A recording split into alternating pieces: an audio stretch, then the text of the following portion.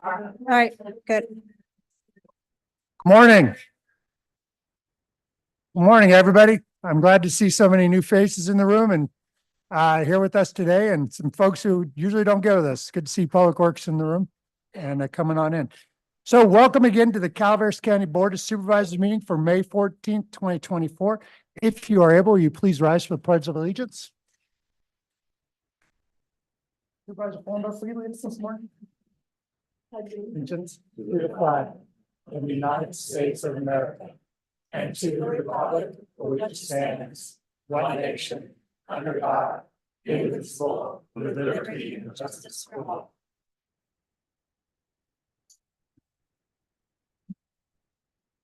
Thank you very much.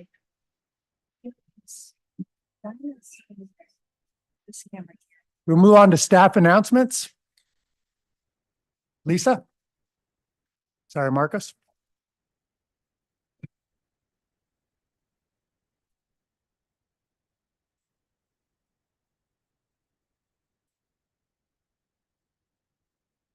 Today, I want to have quite a few announcements. The first being that our last rabies clinic this past week was another successful clinic.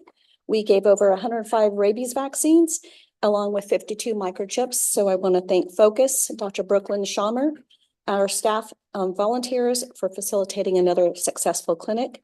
The next free clinic will be held on Saturday, June 8th, here at the Government Center. And we are also gearing up for adoption events to be held monthly. We're going to try that out first to have it special events and so forth. So we're really looking forward to that. And then the next big announcement I have is, drum roll. Awesome. Is that we have our animal foster program for our dogs currently live and on site on our website. This program is available for a public review. A huge thank you to Michael Vasquez, our animal services manager, and also Kelly Stefanik with IT for making this happen. So foster care providers are critical to our efforts to save lives by providing temporary care outside a shelter to animals such as those that are too young for adoption, needing to recover from an illness or injury for behavior modification, or just because they need a break from the shelter stressors of normal everyday stressor life. Some of our animals we have for up to 1 year, and so it's necessary for them to be able to get out. Fostering can be a heartbreaking, rewarding, adorable, and sometimes it ends up tragic, unfortunately. But if we can just give these animals just a little bit of time, to be in a home environment, that makes it even a little bit better. You will need to sign and read the foster care agreement. All our applications are available online now, and they are also fillable. You will need to review the foster care program manual, submit a foster care agreement and a cat or dog foster program application, email it, and then submit it to our office located at 901 Jeff Tuttle Drive on Tuesday through Saturday from 10 to 4. You can also drop that off in person if you like. Once the required documents have been received, they will be reviewed and you will be contacted to complete a foster care orientation. So my next announcement is for environmental health. That's one of our other departments we oversee. This is upcoming pool season, which unofficially starts May 31st. And so you might be seeing some of our environmental health inspectors out at our public swimming pools only. We do not do residential pools. Just want to clarify that. So they will be inspecting all the public pools. Last week, we sent out our annual pool newsletter announcement to all our public pool operators, and along with some helpful documents that help them maintain their operations for their public pools. The pool newsletter is posted on our EMA website and available for public view at our Environmental Management Agency website under Environmental Health. We would also like to thank Sacramento County for sharing their pool newsletter with us and making it available to Calaveras County annually. And that is all I have. Thank you very much. I think there's a few seats down here, maybe one up front and one over there. If somebody wants to move up there at the back, but let's keep the door closed in the back of the rooms. Mike, come on in. Marcus? Yes. Good morning, Chair, members of the board. I would like to introduce you to our new OES director, Eric Holt. Eric grew up here and went to school here in Calaveras County before he left to the military, and he holds a bachelor's degree in fire administration and a master's in fire executive leadership. Upon exiting the military, he worked his way up from firefighter up to fire chief. Eric brings to Calaveras County his leadership skills, experience running an EOC, authoring budgets, developing fire prevention programs for a community, and much more. So we are happy to have him on board. Welcome. Welcome home. I appreciate it. It is profound to me in my heart to be back home, and I can't wait to serve this community for years to come. So thank you. Welcome. Garrett, come on down. Chair Garamendi, how are you this morning? I'm gonna ask. Board members, how are we all doing? I'm glad to see you picked an ODS director that meets the criteria of the mustache. We know. Keep that tradition going. I just am here this morning to introduce our new lieutenant, Tim McCollister from the CHP office. So I just, there you go. Good morning, my name is Tim. I don't have the mustache. In November, I probably will, once all my guys start to grow one in November every year. But anyways, I'm excited to be here. I took over officially January 1st. Been with the Highway Patrol for 15 years. And I'm excited to be up here and work with the team that we have. And I'm gonna come back at a future meeting. I was telling the sheriff, I have some stats I'd like to present to you guys. We're doing some good stuff. Last year, we had a really big grant that's really affected our crash picture. And so next board meeting, I'd like to come back and present that to you guys. Thank you, Lieutenant. Cool. Thank you. Yep. for all You guys ever need our anything, just reach sheriff out. and Community. Welcome. Absolutely. Have a good day.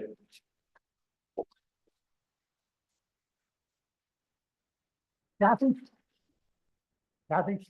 Good morning, Chair, Honorable Board, Kathy Galino, Economic Development.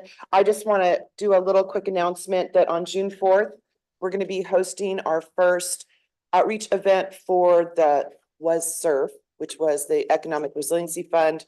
It's now California Jobs First.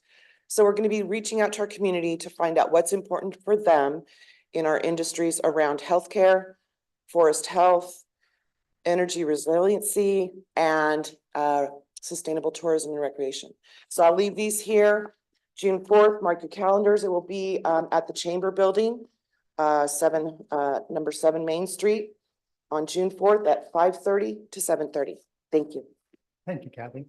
Other staff announcements? Staff announcements online? There are no staff announcements online. Seeing none, we'll move on to recognitions and acknowledgements. Item number 5, Madam Clerk. Item 5, proclamation, Clerk of the Board of Supervisors, adopt a proclamation recognizing the Calaveras County Fair and Jumping Frog Jubilee, May 16th through 19th, 2024. Roger, you had the guy. Thank you, Jared. Whereas the Calaveras County Fair and Jumping Frog Jubilee will be held on May 16th through the 19th. And whereas 2024 marks the 131st anniversary of the Calaveras County Fair. And whereas the first fair of record was held in 1893 in Copperopolis. And whereas the first modern day frog jump was held in 1928 and is celebrating its 96th year. And whereas the annual fair is a community event which highlights agriculture, the arts, floriculture, and the best of Calaveras. And whereas the Calaveras County Fair generates hundreds of thousands of dollars for the youth of Calaveras County through the Junior Livestock Auction, Industrial Arts Auction, and scholarship programs. And whereas the annual economic impact to Calaveras County exceeds $5 million. And whereas the theme for the 2024 Frog Jump is gold pans and cattle brands, saluting our mining and cattle roots. And whereas the community celebrates together as one, and strangers become neighbors and children make memories. And therefore, I'm sorry, towards the public, do we have any comments? Lori, come on. Hi, Board of Supervisors. I'm honored to be here. And we are getting ready. We're gearing up for the 131st Calaveras County Fair, or 131st birthday, or whatever, however you want to say that. And I'm so excited just for this event. And I was driving here today and I was thinking, you know, I love when we work together a lot, the fairgrounds and the county. But this time of year, we get to do something amazing. It's, we're usually working together, helping people or fire camps or animals or whatever those things. But this time of year, we get to celebrate, and how awesome that we get to celebrate as a community. And I'm so excited. Our entries are way up. Our junior livestock auction is going to be amazing. I'm kind of sad that the sheriff left because we've redone the old jail. Anybody remember the old jail that's at the fairgrounds? Well, we've redone that. And then Deputy Portinga or Sergeant Portinga came and he even did more to it. So you could get arrested at the fair. It's completely up to them. There's wanted posters in places. So yeah, Supervisor Stopper. We might, as I guess the mayor of Frogtown, I could deputize Chair Garamendi. And then this could be good. This could be good. This could be good. So we are so very, very excited. I know the team will be back today to jump frogs. And really excited to be able to be saluting our historical industries, which are gold mines and cattle brands. So that's super fun. Had a lot of fun with Martin at the museum. And as I always say, I have to plug the museums are hidden treasures in Calaveras County. So if you want to learn more about where you live, come see us this week, and then go to the museums because it's a lot of fun. So that's what I have to say. Thank you.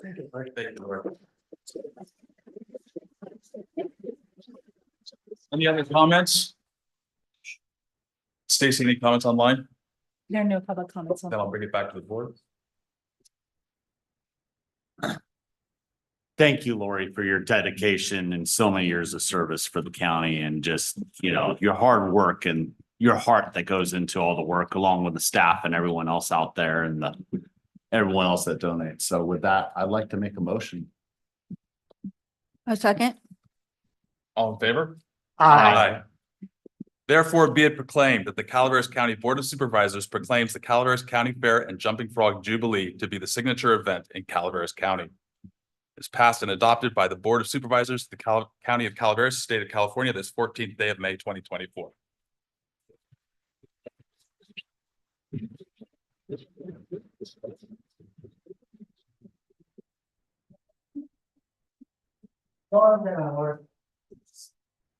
Oh, I forgot to mention that's claiming that we won.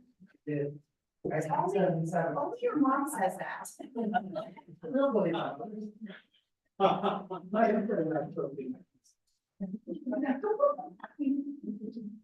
Participation.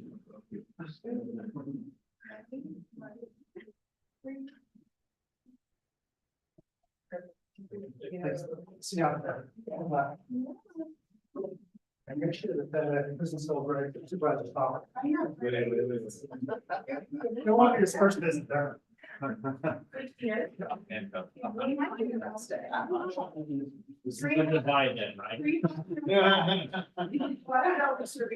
sure my wife can make a donation. Work for the taser. Don't fail. Don't fail. All right, thank you very much, Frog Jump. All right, number 6. Item 6, Proclamation Public Works, adopt a proclamation proclaiming the week of May 19th through 25th, 2024, National Public Works Week in Calaveras County. Supervisor Fondorf, you have the gavel. Whereas public work professionals focused on infrastructure, facilities, and services that are of vital importance of the sustainability and resilient communities and to the quality of life and well-being of the people of Calaveras County. And whereas these infrastructures, facilities, and services could not be provided without the dedication efforts of public works, including road maintenance workers, mechanics, inspectors, delivery staff, administrative staff, and employees at all levels of government. These dedicated employees are responsible for maintaining, rebuilding, improving, and protecting our county transportation infrastructure essential for our citizens. And whereas in the past year, the Calaveras County Department of Public Works has delivered many projects, including safety improvement, roadway surfacing and preservation, striping, signage, new bridges, disaster recovery from winter storm, snow removal, and lighting district maintenance. And whereas stewards of the public interest, the Department of Public Works strives to build and maintain a safe and efficient public infrastructure while protecting the natural resources in partnership with our community. Whereas it is in the public interest for citizens, civic leaders, and children in Calaveras County to gain knowledge of and to maintain an ongoing interest and understanding of the importance of public works and public works programs in their respective communities. Whereas the year 2024 marked the 64th Annual National Public Works Week sponsored by the American Public Works Association. And with that, I will open it to the public, and I believe, Robert, you want to speak?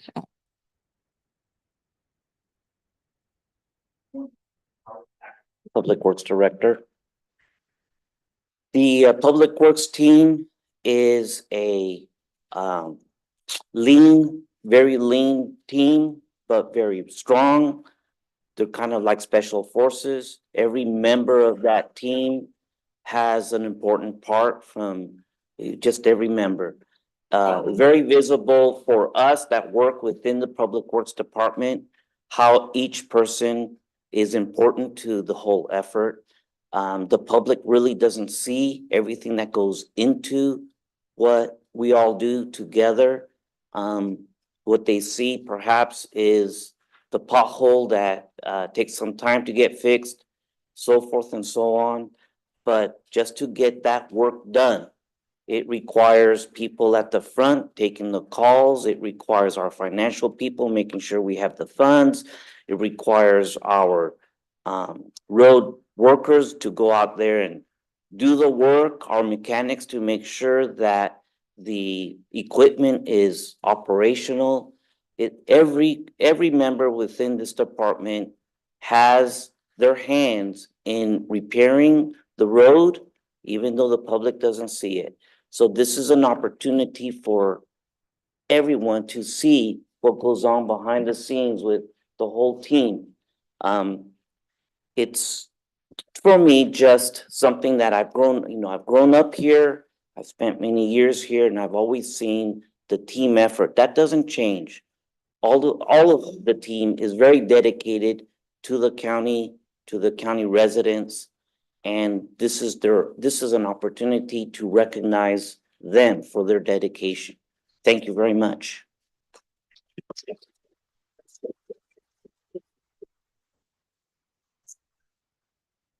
Are there any other public comments? Stacy, are there any online? Oh, sorry. Where's the mic? Oh, you have to fill the microphone today. You guys have to excuse me, I'm a little bit late. There was a chicken crossing the road out here, and I had to make sure it got across the road safe. So, Public Works is in Calaveras County has always been fantastic. They've always gone out there. I think I have one of the best maintained roads in the county. I'm not joking about that. It has been maintained beyond what the usual schedule is. And I thank them for that. My history with Public Works is good for the most part. I mean, recently there've been some issues, of course. We all know about those. But when I was a younger person, and I started doing this little thing where I'd go get a cooler built with ice and sodas. Back then it was sodas. Now it's water. And I leave it at the side of the road for them. They wouldn't know who left it there. But it was just during these hot, dry days in Calaveras County, you want to do something for the people that take care of you. And that's what I do. So I just want to thank them today. I'm glad that this proclamation has come forward. And I intend on keep on thanking them my own way. Thank you very much.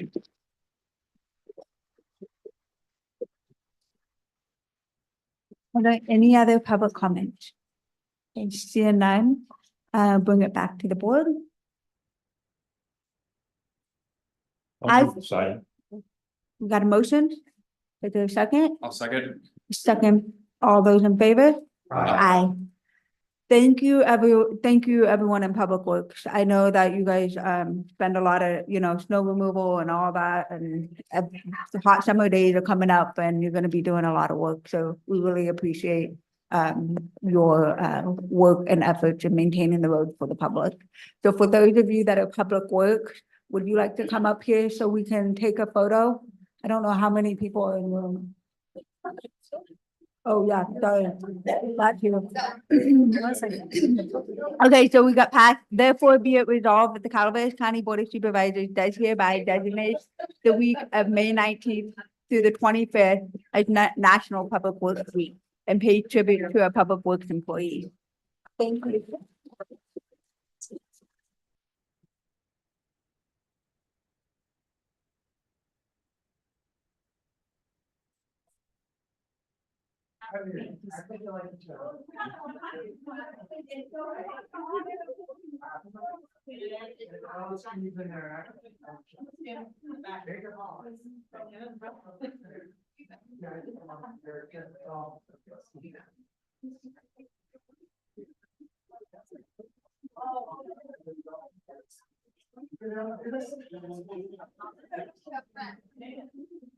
All right, let's double row up there, guys.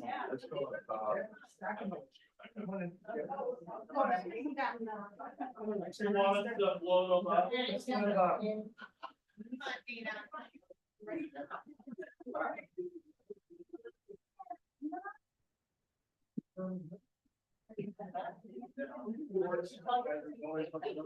Oh, no. Ready? 1, 2, 3.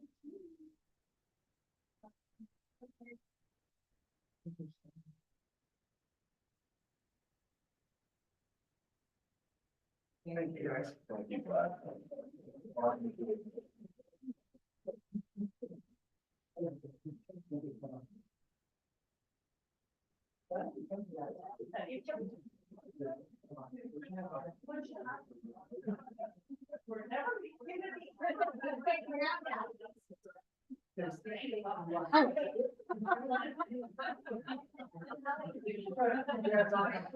That's funny.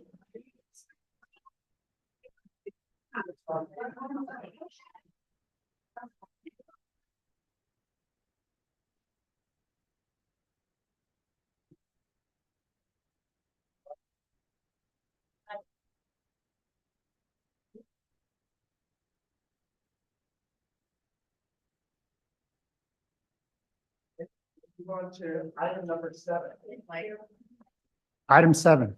Item 7, proclamation, economic and community development. Adopt a proclamation recognizing May 2024 as National Small Business Month in Calaveras County. Harry, you've got the 2 bars tough now, you have the gap. Thank you, Mr. Chair. I see some, a lot of small business owners in the room today. I've been elected to read this proclamation. Whereas since 1963, wow, that was before I was born. The President of the United States of America has proclaimed the month of May as National Small Business Month to celebrate small businesses for growing the economy, creating jobs, and fostering innovations. And whereas small businesses work hard every day to create 21st century jobs, drive innovation, increase America's global competitiveness, and significantly contribute to our quality of life and prosperity.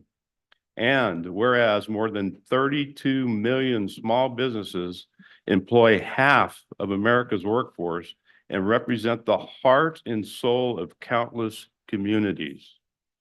And whereas as part of the National Small Business Month, Calaveras County would like to take the opportunity to recognize local small businesses and outstanding entrepreneurs as the backbone of Calaveras County's economy. And whereas Calaveras County wishes to continue supporting small businesses from local mom and pop shops to innovative startups as pillars of our communities and the engine of our local economy. And with that, do we have anybody that would like to talk or speak, come up to the podium and have Kathy, come on up.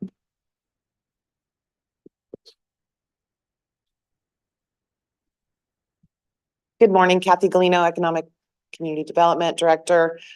We do have some small businesses here that I think we should honor. We also have Bob Adams from the Governor's Office of Small Business Advocacy here as well. But it's really about the small businesses. So if you would please stand up, let's give you a hand. Stand up, come on.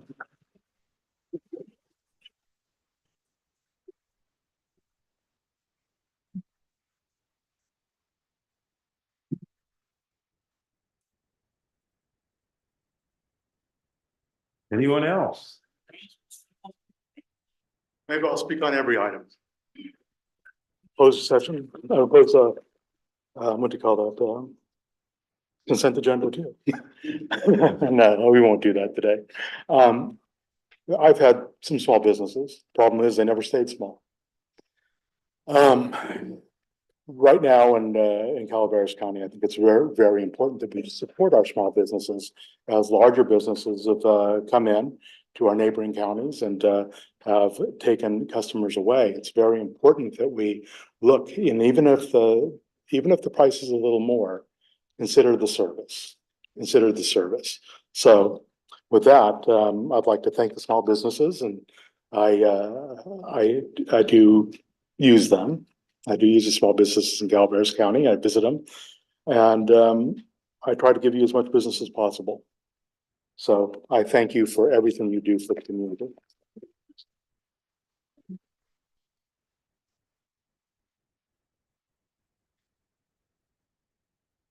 Good morning, board.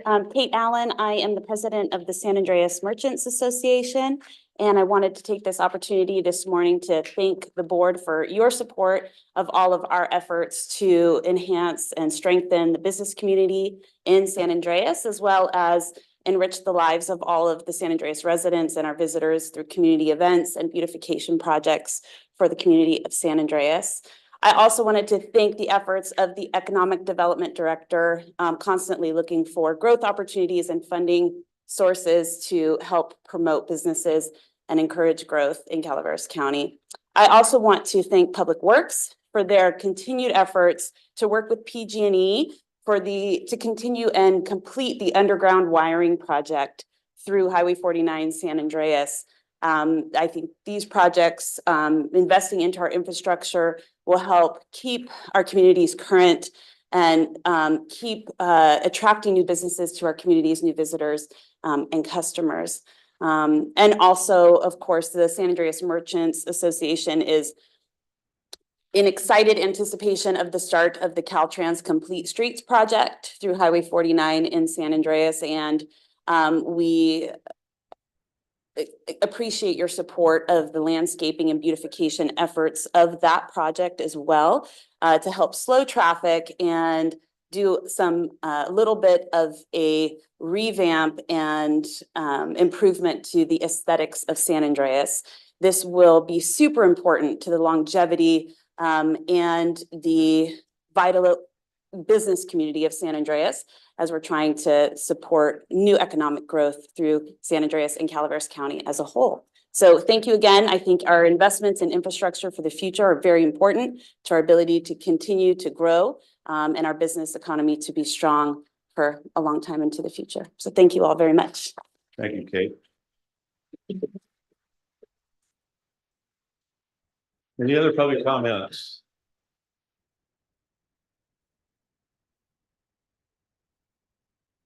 So good morning. My name is Bob Adams. I'm with the California Office of the Small Business Advocate, and I wanted to come. I don't have any prepared remarks, but what I do want to say is I want to thank Kathy very much for reaching out and helping to get our relationship put together. And my main focus that I'm really working on right now with our office and with your county is to make sure that small businesses in Calaveras County, Amador County, Tuolumne County all have the resources necessary to start, manage, scale, and grow. Our job is to bring the resources for the folks in this room to be able to provide the funding necessary and access to capital. And working with Kathy has been a pleasure. And I've even set up office hours in each of the communities once a month. So I'm up here in person, being able to make an impact for small businesses in the community. Small business is what make communities thrive. And I don't have to tell you all this, you know that. And I just wanted to say thank you very much for the time. Our office is committed to assisting in however we can and bringing to bear those resources so that those small businesses that are in these communities start, manage, scale, and grow and thrive. That's what we're here for. So thank you for your time. And thank you to Kathy too, very much. Kathy, I appreciate your partnership. She's right behind you. She's right behind you. Where's she? Oh, there she is. Thank you very much. She's over here earlier. Time to come up, Albert. They need to make it to our TSC meeting on Thursday remotely. My fault. But thank you for making the time to come up to Calaveras. You bet. And as I said, I'm making myself available once a month in each of the counties, especially the Eastern Sierra. It's real important to me. I grew up in the Lodi area and out of Lockford. I spent a lot of time in the area. I fish up here all the time. That's the story I keep telling her. I go, I got to keep coming up and fishing so I can help you guys out. But I just really appreciate all the effort that you guys do in the Kathy and all the small businesses do in the community. So thank you.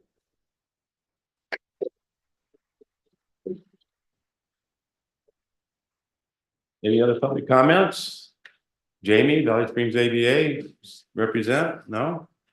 Okay. All right, I'll bring it back. Come up and say. Come up, say something. You represent. Not on behalf of ABA, but I'm just kidding. I love ABA.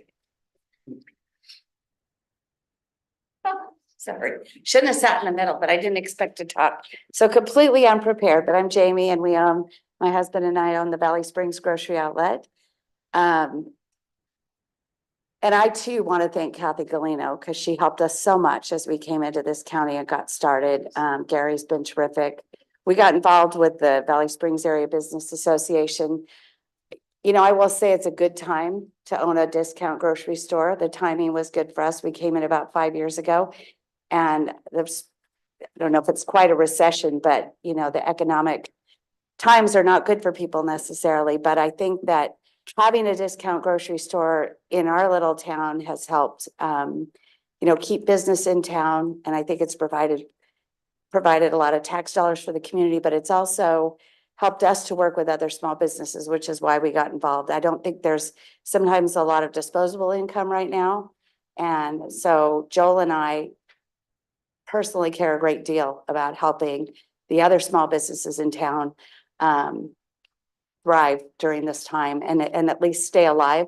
And it's important for us to support them and give back to the community. So anyway, I don't know. I just wanted to say that, you know, I think it's important to help the other businesses around you. And Gary and I are both part of the ABA down there, and we're fighting hard to get the small businesses to get involved and use that as an outlet to grow their business. So I don't know. I love this town. I'm so glad we're here. All of Calaveras County. It's just been a pleasure.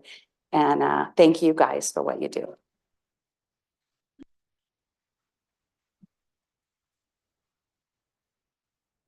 Anyone else? See none. Is there anybody online? There are no online public comments. All right, so I will bring it back to the board. I'm open for a motion. So a motion, second? Second. Little second by Supervisor Hubbarding. I want to thank everybody that's in business here in Calaveras County, a small business. At times get tough and you know, it's sometimes it's a very difficult struggle. I owned my own business for 30-something years, and it's always the ups and downs that you have to deal with. But if you stay in business for a long time, you learn how to deal with that. And so just keep going. I think all of you are truly appreciated for all that you do in Calaveras County and the services you provide. So with that, I'll call for a vote. All in favor? Aye. Opposed? Passes 5-0. Therefore, be it resolved that the Calaveras County Board of Supervisors recognizes May 2024 as National Small Business Month as a way to celebrate the contributions of small businesses to our local economy, as well as their support of our communities. It is passed and adopted by the Board of Supervisors of the County of Calaveras, State of California, this 14th day of May 2024. And can we get the business owners up here that are here and we get a picture?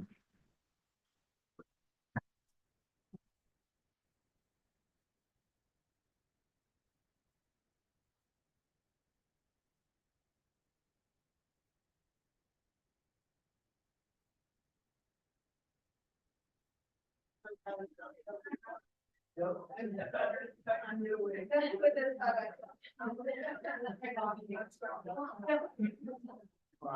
on, don't be shy. You have a business owner, you can't be shy.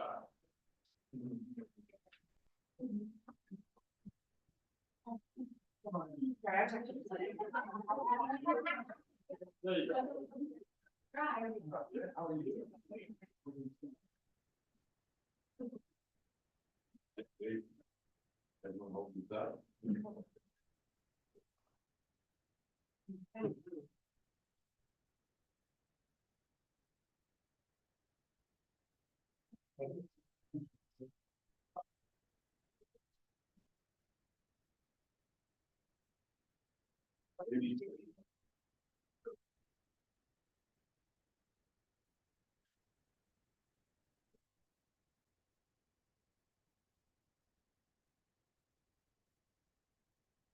All right, we'll move on to item number 8, the final proclamation of the day. Item 8, proclamation behavioral health. Adopt a proclamation recognizing May 2024 as Mental Health Awareness Month in Calaveras County. Okay, Supervisor Stopper, you have the gavel. Thank you, sir. So the proclamation declaring May 2024 as Mental Health Awareness Month. Whereas creating a safe and healthy community in which all individuals feel comfortable reaching out for the support they deserve is crucial to ending the stigma around mental health. And whereas mental health challenges are some of the most common health conditions in California, affecting 1 out of 6 adults and impacting both the persons experiencing mental health challenges and those persons who care for and love the person facing the challenge. And whereas our mental health deserves the same attention as our physical health, but is far too often overlooked or ignored. This May, during Mental Health Awareness Month, there is renewed focus on the actions we can take to support our own mental health and the mental health of people we care about. And whereas the Calaveras County Health and Human Services Agency Behavioral Health Program is dedicated to enhancing ongoing supports by providing tools and resources to raise awareness and to help break the stigma on mental illness. Public comment. Please.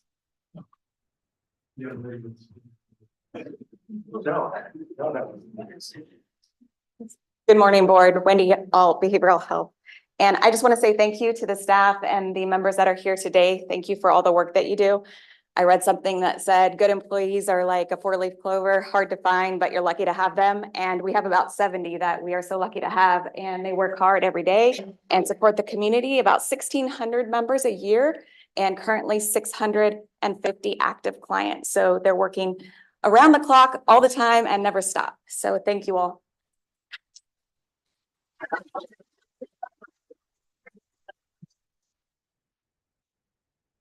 First, let me thank Wendy Alt for the fine work that she's doing with the department.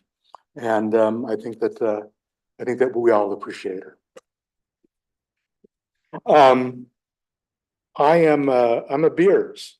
My grandmother's Emily Beers. And at the dinner table when she was alive, and my father, who is alive, would often tell me stories of a person by the name of Clifford Beers, who was before my time. He had passed away.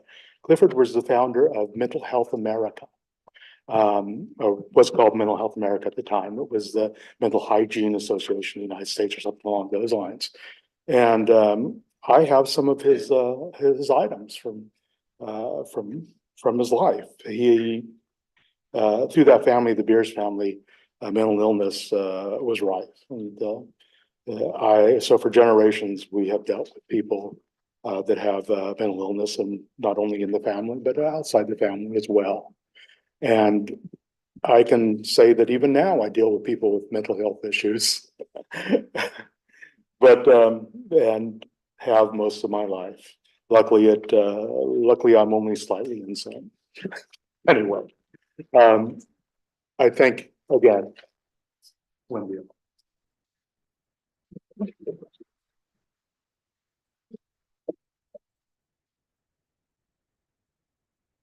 Hi, Board. My name is Melissa Phillips. I am honored and privileged to be here speaking on behalf of Behavioral Health and the Pure Wellness Center. My name is Melissa Phillips, and I am a Pure Volunteer Facilitator at the Pure Wellness Center. I have been part of the Pure Wellness Center since February of 2023, where I started coming to peer support and socialization. Within a few months of attending groups, I was asked to facilitate an anxiety support group, seeing I had such a passion for the topic and that it would help our peers in center. So I said yes. Since July of 2023, I have been the peer facilitator for the anxiety support group. I believe that it has helped the peers and myself a great deal. In many ways, we help each other, sharing experiences with trauma and offering support. The Pure Wellness Center has helped me become a stronger person, stronger than I ever thought I was capable of being. Now I facilitate a weekly anxiety support group for peers, family members, and people in the community. The center is a supportive family. The center is a supportive family. I love and get love in return. We all need support and love to be able to recover from what life throws at us. That is why I am grateful for the mental health resources and the Pure Wellness Center. Thank you and have a good day.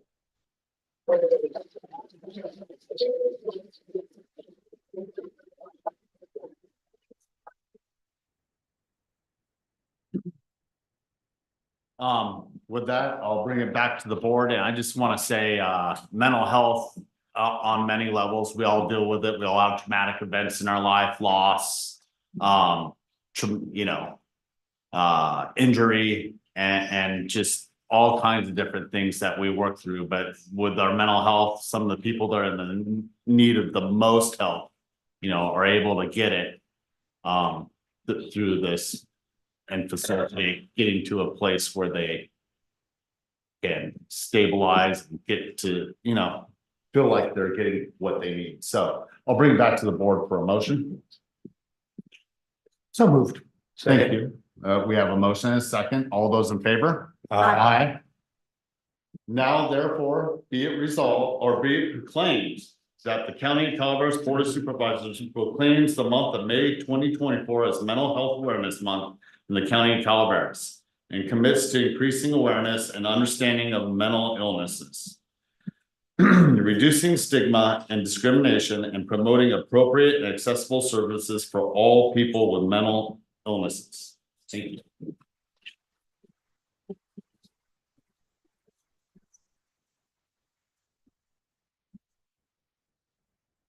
No, yeah, did a great job.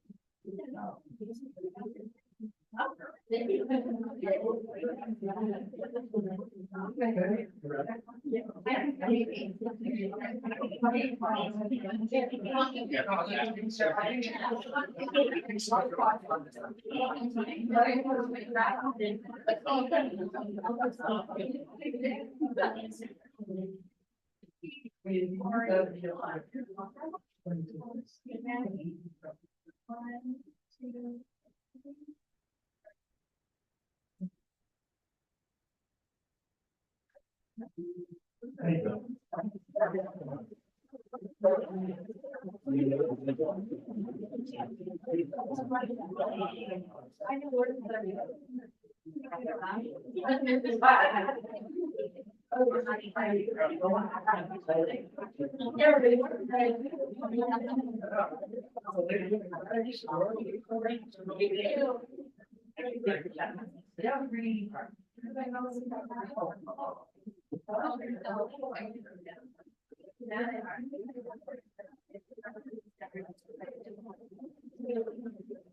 All right.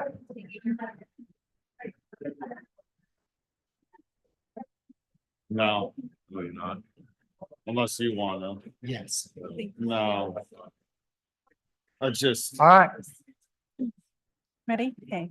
Let's give everybody 2 seconds to clear on out.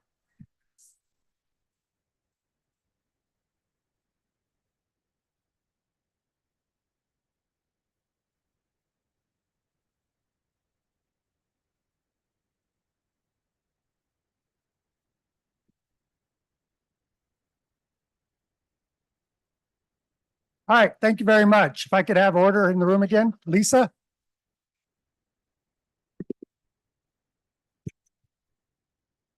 All right, we're going to move on to general public comment. I think everybody knows the rules here. It's going to be 3 minutes. If there's no applauding and this isn't a discussion, everybody's got 3 minutes to come and petition their government. So with no further, and if you'd like to speak, if you could queue up at the back of the room, that'd make us go quicker through this list. Thank you very much. Carl, you're on deck. 3 minutes. Chair of the Calaveras County Board of Supervisors. This is a little gift I got many years ago. It was for a job that you did as supervisor. You did a very good job. You intervened in a situation in West Point on John Eve Trail, where you and a neighbor, trying to think of her name, Deborah Grimes, were able to provide some parameters for where the Native American burial site was, so it would not be disturbed during an abatement. And I probably know more than I should, but thank you very much for doing that. And at that time I meant to, but it was middle of the pandemic and we weren't able to do this. Now we are. Still have the original envelope. So thank you for that. I hope that I listen to people and I know what they like and what they do. And I hope that helps you with what you do in your pastime. And, I may not be able to be here when the end of your last day here is. But I want you to know that for certain things that you have done, I thank you. You're a good person. Maybe not always a good supervisor at times, but you're a good person, okay? Do you understand what I'm telling you? You're welcome. I guess I have a little more time, about a minute to go. Everything's going splendidly. If you guys have any questions you want to ask me, I'm willing to give a little bit, I know this is public comment, but I'm willing to give a little bit of my time here to you folks to, because there are some things going on in West Point that people may have complained about and to you. So seeing no comments, I will, with my last 30 seconds, say thank you. Thank you to staff, by the way. Happy belated Mother's Day to you that are mothers. And to you, Amanda Fullendorf, District 4. Happy Mother's Day. I know it's coming. And I never got a chance to really, I've never had a chance to speak to you, but you seem like a nice guy, Mr. Martin Hepperty, Supervisor Martin Hepperty. Gary, I've known you a long time, and I like that. Thank you, Carl. And thank you, Mr. Stopper, for what you do. And hopefully don't do it. Al? Yeah, take care.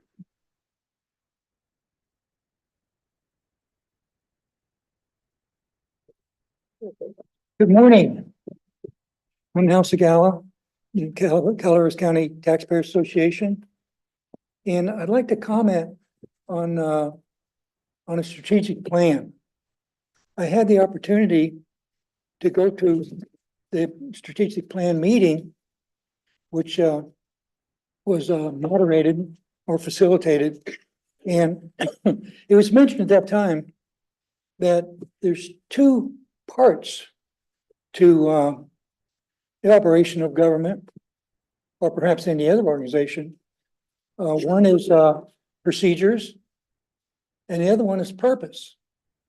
Well, at the meeting, procedures were covered very well. We discovered that the Board of Supervisors work really well with each other and also in communication with the public. And this is really commendable. But there was no discussion of purpose. I'd like to suggest a way to approach that for a better tomorrow. In the Constitution, that's the US Constitution, in the Fifth Amendment and 14th Amendment, there's a repeated phrase that not only defines human rights, but also defines purpose of government. And the three words that are repeated there are life, liberty, and property. Again, life, liberty, and property. If you notice and you think about it, all small business and big business depends on government protecting those rights. So it doesn't make sense that that the purpose of government is the protection of life, liberty, and property. Now let's apply this, if we might. The former planning director wasn't quite sure that this approach is best, but when you make changes in the law that affect property rights, you cannot take property from people without their agreement. Also, a majority of people cannot take property or otherwise abuse people's rights either. If you probably remember, Adolf Hitler and the National Socialist Party was elected by a majority of people. So it's your security is not in majority. Your security is understanding the basic purpose of government. And I suggest the basic purpose of government is life, liberty, and property. And that clause could be added to every, whoop, I'm out of time. Thank you. Thank you. Russ? Morning, my name is Russ Lenhart. I'm a licensed land surveyor in the state of California. Last time I was here, I was trying to make a distinction between a civil engineer and a surveyor. And in order to abbreviate that, I'll just state that engineers were removed and disallowed to practice land surveying in 1982. And there was a reason for that, and I could go into that, but again, for the purpose of abbreviation, another important thing to know is that the county surveyor position in the state of California was an elected position. There was never an elected county engineer's position. And the reason that distinction exists is for the law. It's for the purpose of protecting what Al was talking about, life, liberty, and property, property being people's private property and property boundary, which is the domains exclusively of a licensed land surveyor. Licensed land surveyor, as a county surveyor, for instance, he can't delegate his authority. So it isn't that the county is authorized to practice land surveying, it's that the county surveyor is authorized to practice land surveying. And he has the jurisdiction, statutory jurisdiction over certain determinations that are on behalf of the county, which are ultimately on behalf of the public. So that office at the county is the one that answers to the public, not to the county.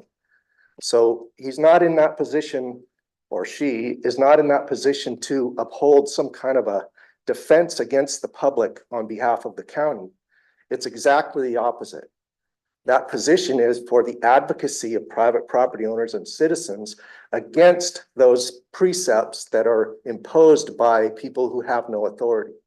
So protection of private property boundary it's critical to relationships in the people, in the citizenry, in the public, the relationships between neighbors. Boundary is, as we know, one of the most important factors when it comes to getting along with one another. So one of the things that the county surveyor's position does is protect what we call the public record. The public record contains, death certificates, marriage licenses, all those different things. When that gets protected by the county recorder's office, which is an elected position. And then all the land records were intended to be protected by the scrutiny of the land surveyor, the county surveyor, so that land records, as they entered into the public record, were assured to be non-fraudulent. Well, we've kind of lost that because we don't have a county surveyor that's actually practicing those statutory duties right now. And I could name several other things about that, but I'm just going to stop right there. It's a very important office. I think we need to dedicate more energy to that. And again, I'd like to invite you to have me come and speak more about this kind of stuff. Thank you. Thank you very much. So other public comment in the room? Seeing none, we will close public comment. We'll move on to consent agenda, but we're going to take a 5-minute break. Before this, we'll be back here at 10:02.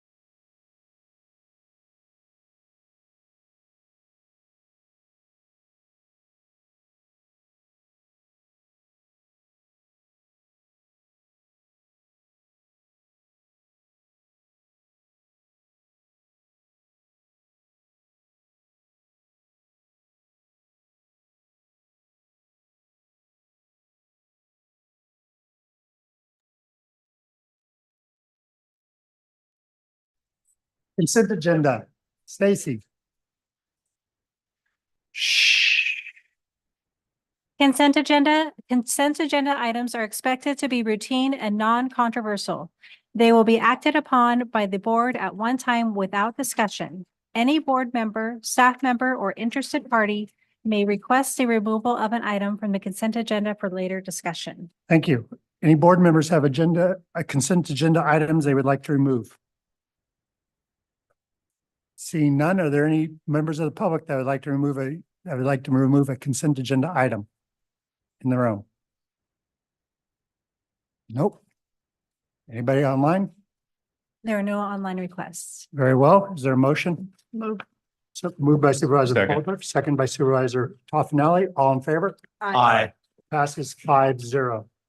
We'll move on to the regular agenda. So everybody's aware, we are going to change the order to 29, 28, 30. Accommodate Health and Human Services. Those are the Sorry, last.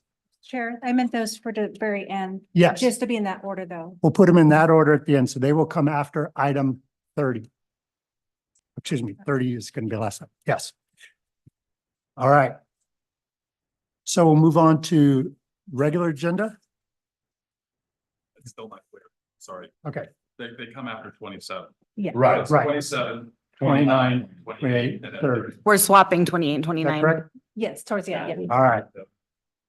Pretty much. All right. 29. Yes. All right. Item number 24. Thank you. Item 24, action item. Agricultural, introduce, waive first reading and authorize summary publication of an ordinance amending chapter 2.52 Fish and Game Advisory Commission to update and clarify the membership requirements. Jesse? Board, Jess Fowler, Agricultural Commissioner and Director of Weights and Measures, and also the liaison for the Fish and Game Commission. I don't think anyone was shoot. No, nobody's here. So I basically bring this item forward for them. They wanted to do a little bit of a change. There is a red line item that was presented as part of the packet. Some just like little kind of grammatical things, but basically the big change is that they would like to, for all the district seats, after 90 days, if they can't fill the position, if they could maybe put an at-large member, because they do have 2 people who are interested in applying, but they're already in districts that it's filled. And this would be something where it would be, again, wait 90 days, then they would fill it. And if somebody came forward, then they would go ahead and let them know at the get-go that they would then have to step down for that person from that district. But again, this is otherwise the same where you guys would, again, approve the member and everything else, but they're having some issues with meeting quorum, and they've had a vacancy for about 5 years. So that's pretty much it. Can I answer any questions regarding this item? Stopper, you're our liaison. Anything that? It's just in the interest, and I think Ms. Fowler said it well, is this is not permanent to fill any district position so much as until that district has somebody that applies and the board does approve that person. This would be a large member to fit the quorum until that district has somebody within the district that applies for the position. Any other questions from the board? I'd love to ask if it's possible. I mean, I think this is a great idea. Is it possible for us to do this with other organizations?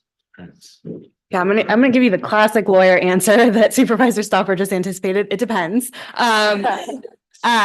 In this particular case, while state law dictates what a local fish and game commission purpose is and what they have the powers to do, it doesn't dictate the precise membership. So it's something that the board can adjust via ordinance like you're being asked to do today.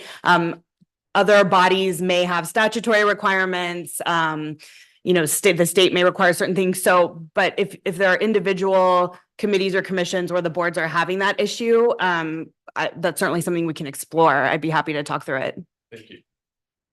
Any questions from the board? Is there any public comment on this item? Seeing none, is there any online? There's no online public comment. Very well, I'll bring it back to the board. Is there a motion? Still moved. Second. Moved by Supervisor Stopper, second by Supervisor Toffenelli. All in favor? Aye. Opposed? Carries 5-0. Thank you very much. Thank you. All right, number 25. Item 25, resolution, animal services by a roll call vote. 1, find project exempt from CEQA. 2, adopt a resolution authorizing submittal of a grant application for fiscal year 24-25. And 3, authorize acceptance of the state grant in the amount of $200,000 from the California Natural Resources Agency for Animal Shelter Operations Improvement Projects. Thank you. Lisa? Good morning again, Chair and respective board members. Lisa Medina, Environmental Management Agency and Animal Service Director. So today before you, we have a resolution, just as Ms. Stacy said, accepting the grant funds from the Natural Resources, the state of California. This grant was secured by Senator Alvarado Gil back in February, so we're very grateful for that. This grant will improve and enhance shelter operations.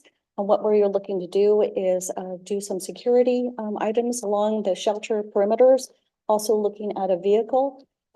Before I state this, we've had an update. The grant agreement came over late in the late part of this submittal. So that will be presented again before you on the 28th for the final grant execution agreement signing. And we're going to be asking permission for the CEO to sign that grant. So some of the other things that we're looking at include the purchase of livestock paddocks. As everybody knows, sometimes we never know what we're going to get. Currently, we have several pigs, but in the past we have received emus, horses, llamas, all kinds of different livestock, goats. So we're looking to secure those livestock animals in a better place.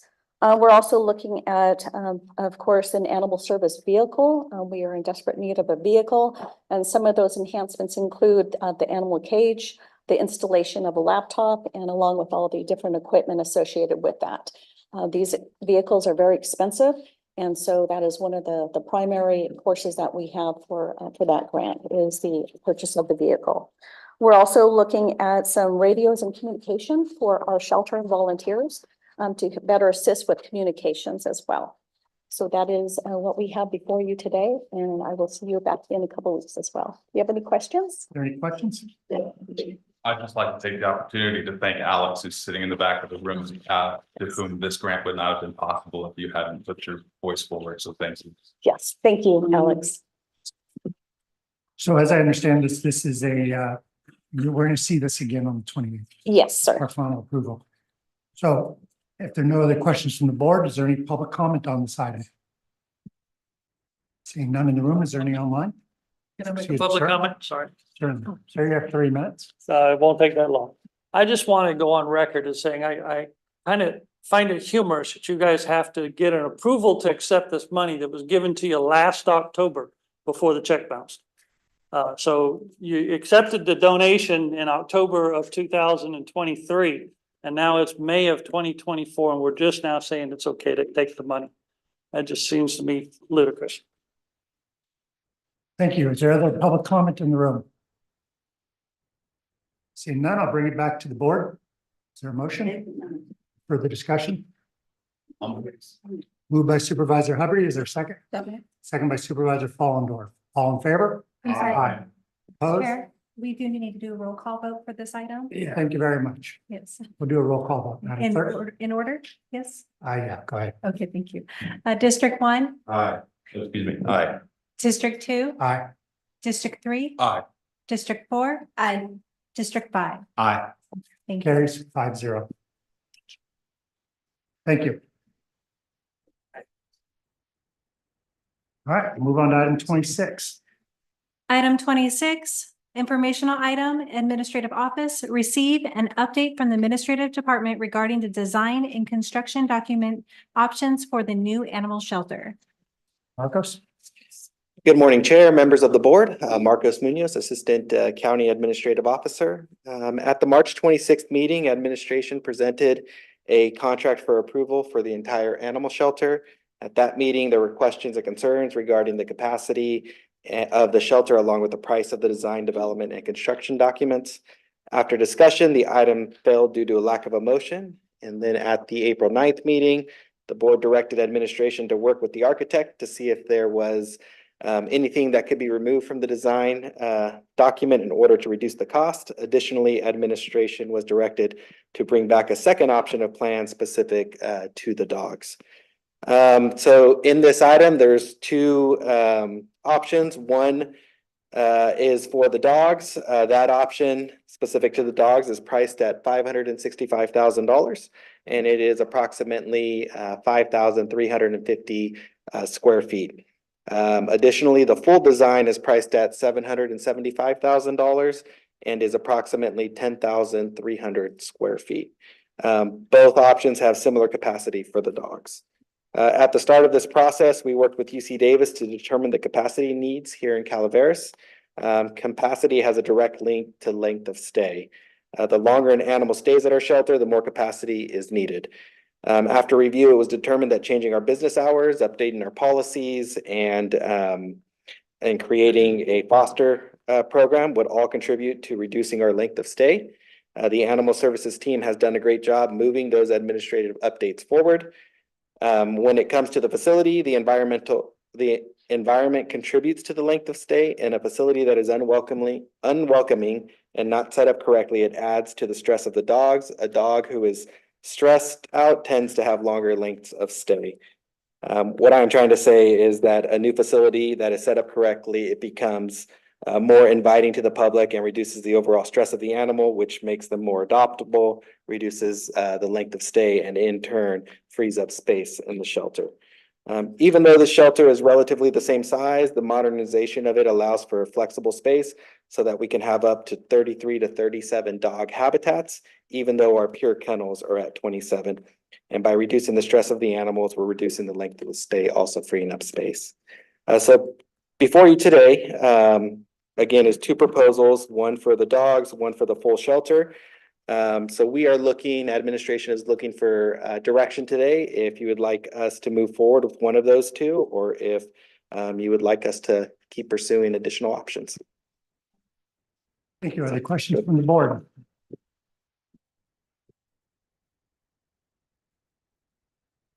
All right, seeing there's no questions from the board on this information only item, are there public comment on this? Have 3 minutes. If you'd like to speak, if you could queue up, that would be appreciated. Makes us move quicker. Morning. We all recognize that particularly the dog facility is a disaster, and we're at a critical juncture as far as building a new shelter. And I've heard a lot about this is a funding issue. We don't have the funds to do this. And I personally am of the opinion that our funding issue is actually a consequence of lack of planning and lack of priorities. Because through all the years, actually the decades that we have been getting negative grand jury reports and had complaints about the shelters and difficulty with the shelters, successive boards have been able to build a new jail, build a new courthouse. You're currently working on the Wagon Trail project, and you have just put up a lot of money for the new DA's office. So what this tells me is we have funds, we have time and energy and can find funds. It's not a priority to do that for the animal shelter. So I would urge you to approve this motion. And I would also urge you to, in the upcoming budget process, make the new shelter your first priority and find the funds to do this. And Gimme Shelter, our group, and notice it's construction orange. We picked that color on purpose. We want to help you and are willing to help you and have already started fundraising. But we need you to meet your responsibilities towards providing an adequate shelter. And we need you to provide leadership. And then we can help too. So thank you. Thank you. Is there other public comment in the room? Well, now. My name is Alex Sagewalker, and I was at the meeting with Marcus Munoz and Teresa Hitchcock, and they really informed us about what was going on. And I just strongly urge you to please pass this. Also, I just wanted to thank you, Martin, because you've been helping, and Martin and I have had several emails and phone calls trying to get through to different politicians to get money, which we're still working on, but we keep getting they keep brushing us off, but we're unrelenting. So I just want to urge you, please, please pass this and let's get this new shelter built. And this will be the board that will go down in history that you built this beautiful new shelter, and it'll be such an improvement to the entire community. People will start coming and adopting animals, and it's just positive all the way. And to stay in the conundrum that we're in now, especially with the dogs, that's where my heart is the terrible conditions the dogs are in. It's just will elevate everybody's spirits, especially the volunteers, dog walkers. So thank you. Thank you. The public comment, sir. Just want to go on record agreeing with what Ms. Sage Walker said, that the county has got to realize that there is a priority here. And if you can understand how much money these organizations, FOCA, Gimme Shelter, the Cat Alliance, has been saving the county over all the years. What were the numbers of the volunteer hours last year? There's thousands of hours are donated to this animal shelter, unfunded by the county, 100% volunteers of people that are coming out here. So if the county wants to take the responsibility of actually hiring staff to do this job, you'd be paying out tons and tons of money.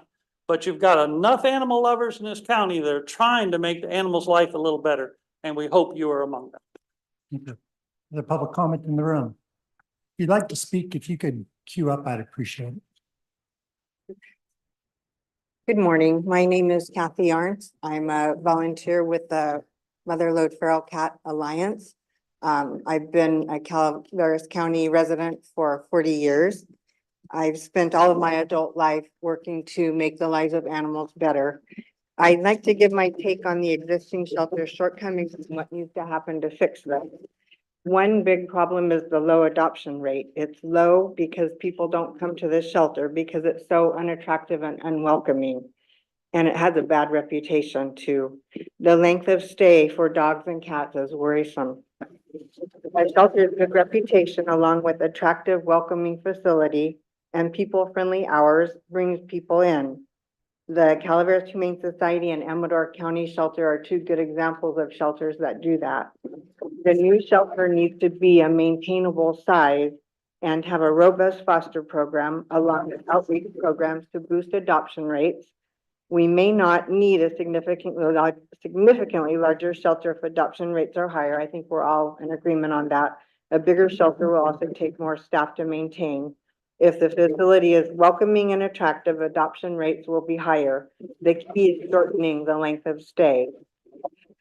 Yes, the nearly $800,000 for the design plans and the overall cost of the whole shelter is a lot of money, but I question whether it's possible to have it done for less, especially considering that the money and time we've spent so far would be wasted if we have to start over. And in that case, we risk having to spend even more money and waste more time. We urge you to please consider voting to go forward with LDA's plan for the entire shelter project. We recognize the need for fundraising and are prepared to launch a massive fundraising campaign. Let's get this done. Thank you. Yeah. Right, obviously, I'm part of the Gimme Shelter team. We're a group of community animal volunteers to build solely a brand new facility. I urge you to do the right thing. Before you decide, please listen to us. It may change the way you respond. Please, before you react, think. It may change how you react. Before you judge, please wait. It may change your views. Before you quit, try. It may be the best thing that you do. All animals have the ability to suffer in the same way and to the same degree that humans do. They feel pain, pleasure, fear, fear, frustration, loneliness, and parental love. Whenever we consider doing something that would interfere with their needs, we are morally obligated to take them into account. All animals need more than food, water, and shelter from the elements. Animals need they need to be deserved loving care, regular human contact, respect for the individuality, and opportunity to play and run.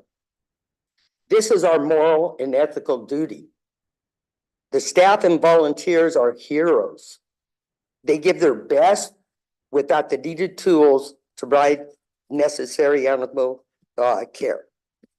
You can't put a Band-Aid on a shelter that is an entirely inadequate animal care. We urge you to make the correct and moral, ethical decision moving forward with this project. Do you want to be a hero too? Make the right decision. Build a new shelter now. Thank you very much. Yeah. Hello, my name is Holly Fee. I am what I would consider a replant. I was born and raised in Calaveras County and I left for many years.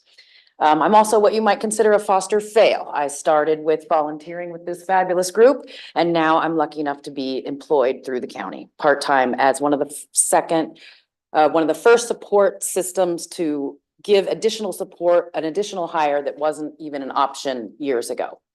What I've witnessed is pretty astounding in the fact that when I was a child, I used to come and visit the shelter in that concrete building where it was all just one place.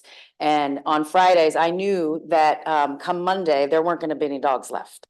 And if my mom didn't let me get a dog on that week, that I knew that those dogs weren't going to be there the next day. I know that's changed, and I cannot award or commend the county for doing such a great job in changing those principles and not having a high kill shelter anymore. I spend a lot of my day talking to the public when they call, reminding them that we are not a high kill shelter and reminding them that we are here to make these dogs and these cats and these livestock's lives better every single day. I think what I learned from the last Board of Supervisors meeting in regards to this issue was that we seem to be stuck on quantity, not quality. And I think that if we look at any shelter across the country, there's never going to be enough beds. Whether we're talking about human lives or animal lives, we're always going to have a shortage. So I think we need to focus on the quantity and what the public thinks. And I am speaking directly to the public on a daily basis when I answer the phone and really re-educating the public what this shelter actually is. We're not the Humane Society, we're government funded. We've got an amazing team, not only staff, but volunteers. And I think we need to get off the wagon of quantity. We're not going to have enough beds ever. So let's try to make it a better place. Let's raise public awareness. You know, let's really get out there and let the public see that we're doing a great job and that we're not the shelter of the 70s and the 80s that a lot of people in this county still believe. And I think even moving forward in a little bit with just the dogs, just that facility is really going to be a huge step in closing the gap of miseducation in our county regarding our facility. So thanks for your time. Thank you. Ma'am? Hello, my name is Margarita Wickman. I live in Angels Camp. And even though my husband and I, we have owned a house here for 20 plus years, we just moved to this area 2-3 years ago. And we were made aware of the animal shelter and the condition, but we like to see it with our 2 eyes. So we visited the shelter, and let me tell you, I was appalled. We spent about an hour talking to the volunteers, talking to the people that work there, and being exposed to the situation, the condition that these dogs are maintained. I was so mad. And then when I started listening about Debbie Buford, that she's been working for 20 plus years, trying to get a new place for these dogs. And that because of excuse 1, excuse 2, 3, 4, excuses, that's not acceptable. During that hour that I was there, I witnessed two families that came looking for an animal a dog to adopt. The noise where those dogs are kept is, my watch was giving me the warning. The noise was too loud. These families got, tired, I guess. The solution with the condition that these dogs are kept on, and they left. There's not an area where they can enjoy, socialize with a dog that they may be considering adopting. So they left without adopting anything. So what I'm asking you is enough of excuses. All of you are intelligent, educated professionals. And I'm pretty sure that you can make this happen. And let's don't look at, let's make it smaller. You will be in the same condition in 5 years. Not enough beds for the dogs, not enough kennels. So just get the money together. Like Ann was talking about, you have found the money for this and that and that and that. Find the money for these dogs, for the employees that work there, for the volunteers. You can do it. We can do it as a county. But it's up to you. And like Ann was saying, and other ladies were saying, do you want to be the supervisors, the board of supervisors that make this happen after 20-some years? I think this shelter should have been rebuilt since the 70s or the 80s. Yeah. So yes. Thank you. Sorry, and please, I urge you to do it. Thank you. The public comment on this item. This is not an action item today. It's informational. Seeing none, is there any online?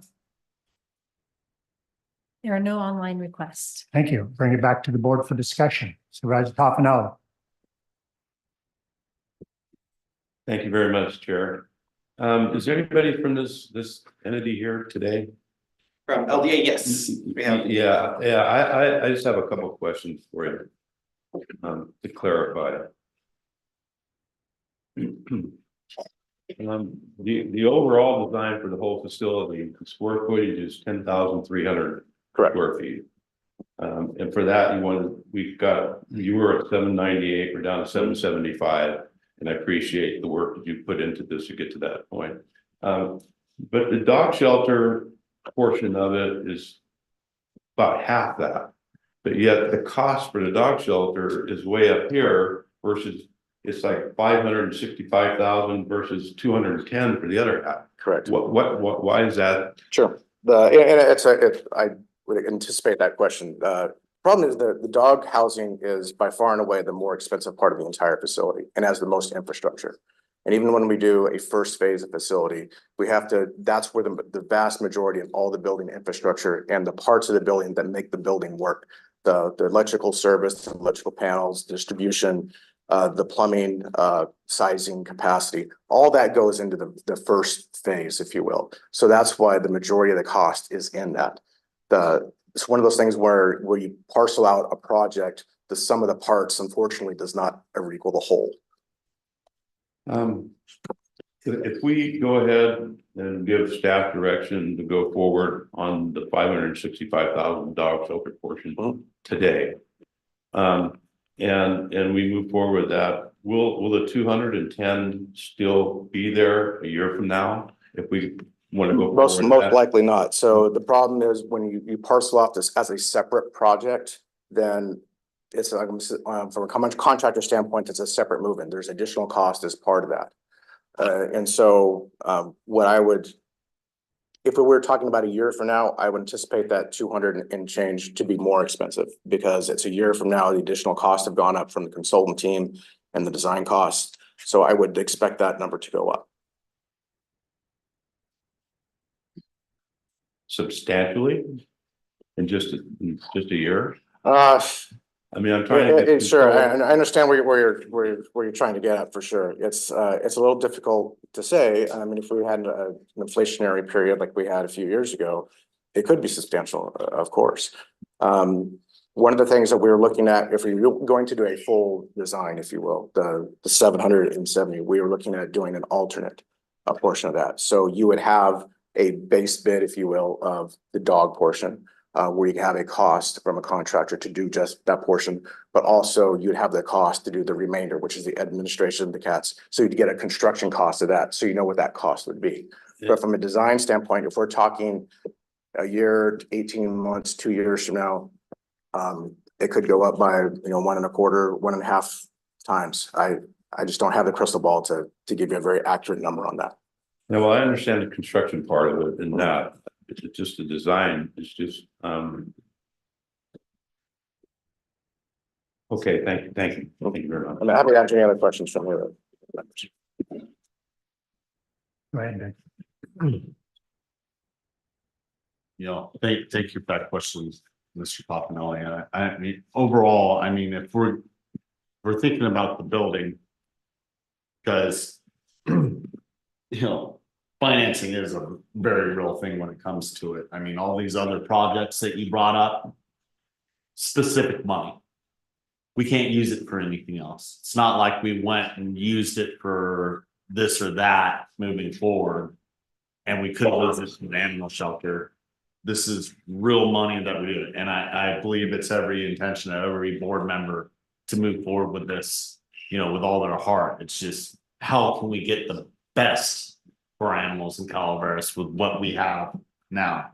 So with that point, is there any way moving forward with the design for the whole, with the idea of parceling out the dog part first in the future? That way, we have a design for the whole, and then we can move forward on the parts going forward as we can, and getting them done sooner, because the point is, like, it's needed to be done for 20 years, and we all know that. And we take on the responsibility coming on as board members now, right? And of what past boards didn't take care of. So my interest is, let's get a section done, well, before the prices go up, because that's a guarantee. It's only going to cost us more in the future. So if we can get part of it done with the hopes of getting more money in the future, I would like to do the whole design and work forward on the parceling out from there. That's my idea on how to move forward. Pardon? Go ahead. I'm kind of a bird in the hand versus two in the bush kind of guy. And I find it very hard to believe that we can't find a better way of making the lives better for these dogs for $4 million. That's what I've struggled with, and why I am where I am. In talking to Alex and to Debbie, I understand. I understand how everybody feels about this, but I guess I go back to filming and a script, and you get a script and everybody's super happy and thrilled, and then you get the budget for it and it's $180 million. Well, you've got 28 million to spend. I'm totally willing now to go forward and do these plans, but I want you to know that you're also giving up the opportunity of the money that you have right now. That's what scares me, because ultimately it's going to take years to get this money, and it's going to be a lot of money. We're talking $13 to $14 million to build this facility. So where I struggle is, you've got the opportunity now to do something with the money that's there. But given the way that California's going and the time it's going to take to raise these funds, it's going to be a battle. And I can't say that 5 years down from now, if we're able to get the money, whether these plans, I mean, that's a question for Eric, is are these plans going to hold? Are we going to have to design it at that point too? That's it. Thank you. Go ahead, man. Go ahead, Eric. I'm in favor of moving forward for the whole thing too. I agree with what Ben was saying. I think we have the plans in our hands in the fire facility. Just get that done and have that in our hand, and then look at putting the different sections together. The dog shelter, obviously first, But once we have the property set aside, and once we have the plans in our hands, the architectural, the structurals, the construction drawings, we have a project. We have a project in hand ready to go, and it would open up for us to at least look for grants.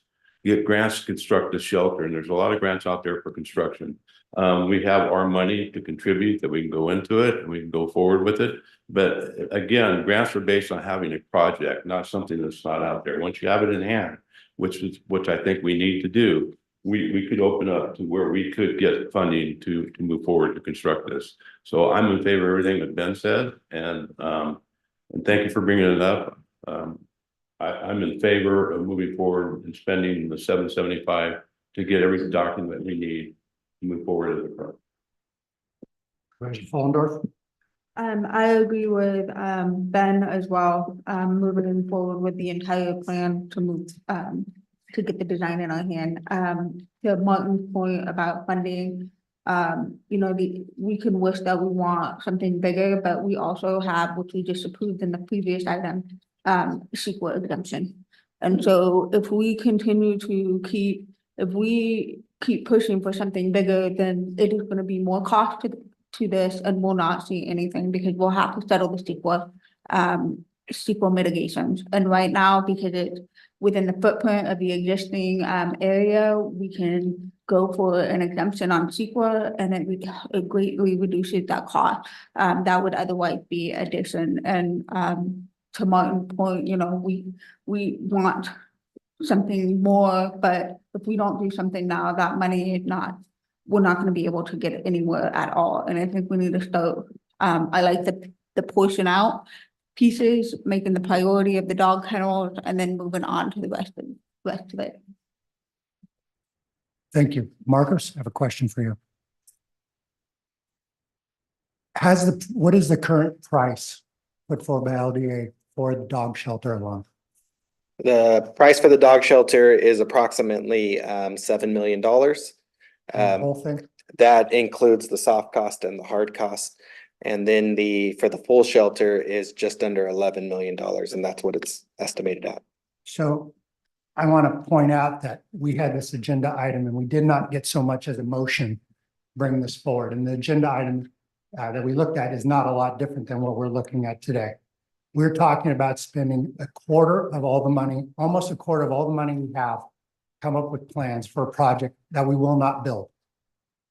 So we could build something for $4 million and it's going to make everybody unhappy, but we'll get something. Or we could spend a quarter of that total money on a plan that will be sitting on the shelf in a decade to get to 13 million, even to get to 7 million. And I'm sorry, but I don't believe that Calaveras County is going to raise the $3 million we're going to need just for the animal shelter. So I think we'd be throwing good money after bad. And, you know, I mean, it'd make all you happy to have a plan on the shelf, but you want a plan on the shelf or you want something built. So until we find a price, till we see a motion or an item that brings us down to what we can actually afford to do, and I don't think this is a good idea. This is $4 million that we've designated for this project that can be used on any project in the county. We could build parks with it. We could build roads with it. We could build childcare facilities. We could do anything with this dollars. And we're choosing to do this, which I support. But I believe that we should build something, not talk about building something and throw money down a rat hole. So I'll leave it at that. So we're supposed to give direction to staff. Anybody want to try to summarize? I didn't hear what Martin wanted to say about direction yet.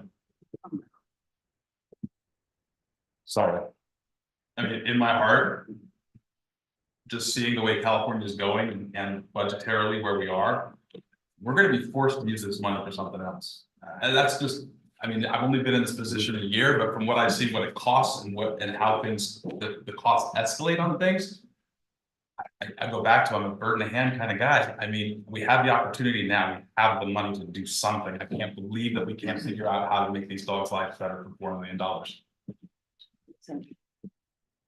Marcos, that 12 to 13 million dollars used, that was for the whole facility, correct? Correct. That wasn't just for the dog filter. Correct. It was estimated at, believe it was 10.8 million, so just under 11 For the dog for shelter, the whole entire thing. for the whole, so Yes. how much for just the dog shelter? Including soft cost is approximately $7 million. So that includes the plan. Correct. So That includes the plan. So would you reconsider if we just went after the dog shelter part of 565? And got those plans and moved forward with that and to get that constructed? Again, we would have a project in our hands. And I understand what Supervisor Hubbard is saying about the state of California where we're at, but there's still be some grants that are out there. We're talking about other grants here, and we had some on our previous consent agenda.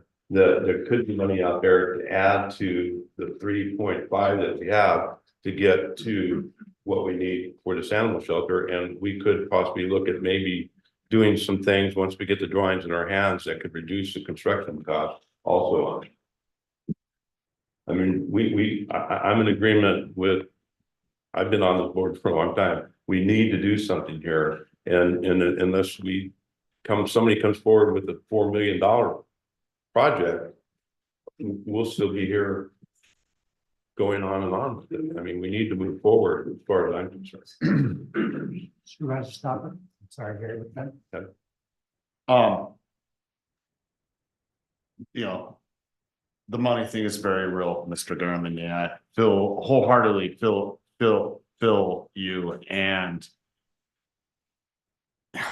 just everything going through the bureaucracy and getting to a project within any government institution right now is insanely over expensive. I mean, after building homes and commercial buildings for over a decade of my life, you know, working in it and seeing what actually goes into it and the requirements that we have to go through as bureaucracy is insanity. That said, I think we have some opportunities. We'll have to make some hard choices in some other areas that may not make some other people very happy. But I think we have some opportunity for some money elsewhere in the near future that could fill that void possibly for the dog portion. And I, you know, I don't see any way in the near future without the state suddenly coming with a godsend grant, you know, but having a shovel-ready project, Mr. Toffenelli is absolutely right. You can go after grants, but if you don't already have a shovel-ready project, that makes all the difference in your potential of being granted the grant at that position. So I'm willing to go forward with the entire part and having the plan moving forward with the intent of moving forward with the dog shelter portion in the future. And I can't promise you that's going to happen because we don't know what the economy is going to do and everything else, but that's my intent as one of these board members. So that's my proposal. I would look to have enough board members follow me on that for direction. Okay, so the proposal put forward by Supervisor Stopper, and as I understand, as I understand it, is to bring back an item to this board for a full plan. They're recognizing 700. We'll see what the final number is when it comes back into contract. Is that what the consensus of this board is? Is somebody gonna make a motion when it comes? I thought it would be. It's informational. We just. No, but when it comes back, to the board, since the last When it time comes we saw back. it, no one moved it. Right. Yes. Could I just ask really quickly, for a show of hands, how do you still feel about this? The people, do you still feel that we should go for the 700 and the full plan? You should, because if you. Excuse me, show of hands. Show of hands. We don't usually. do this. Okay, sorry, thank you. Wait, one hand. All right, so we've got a direction from staff. Supervisor Stopper, you've made that direction. Supervisor Toffenelli, Yes. Supervisor Hollendorf, Yes. Supervisor Hubbard, Yes. and I'm a no. Thank you. This is a, Can it come back on the 28th?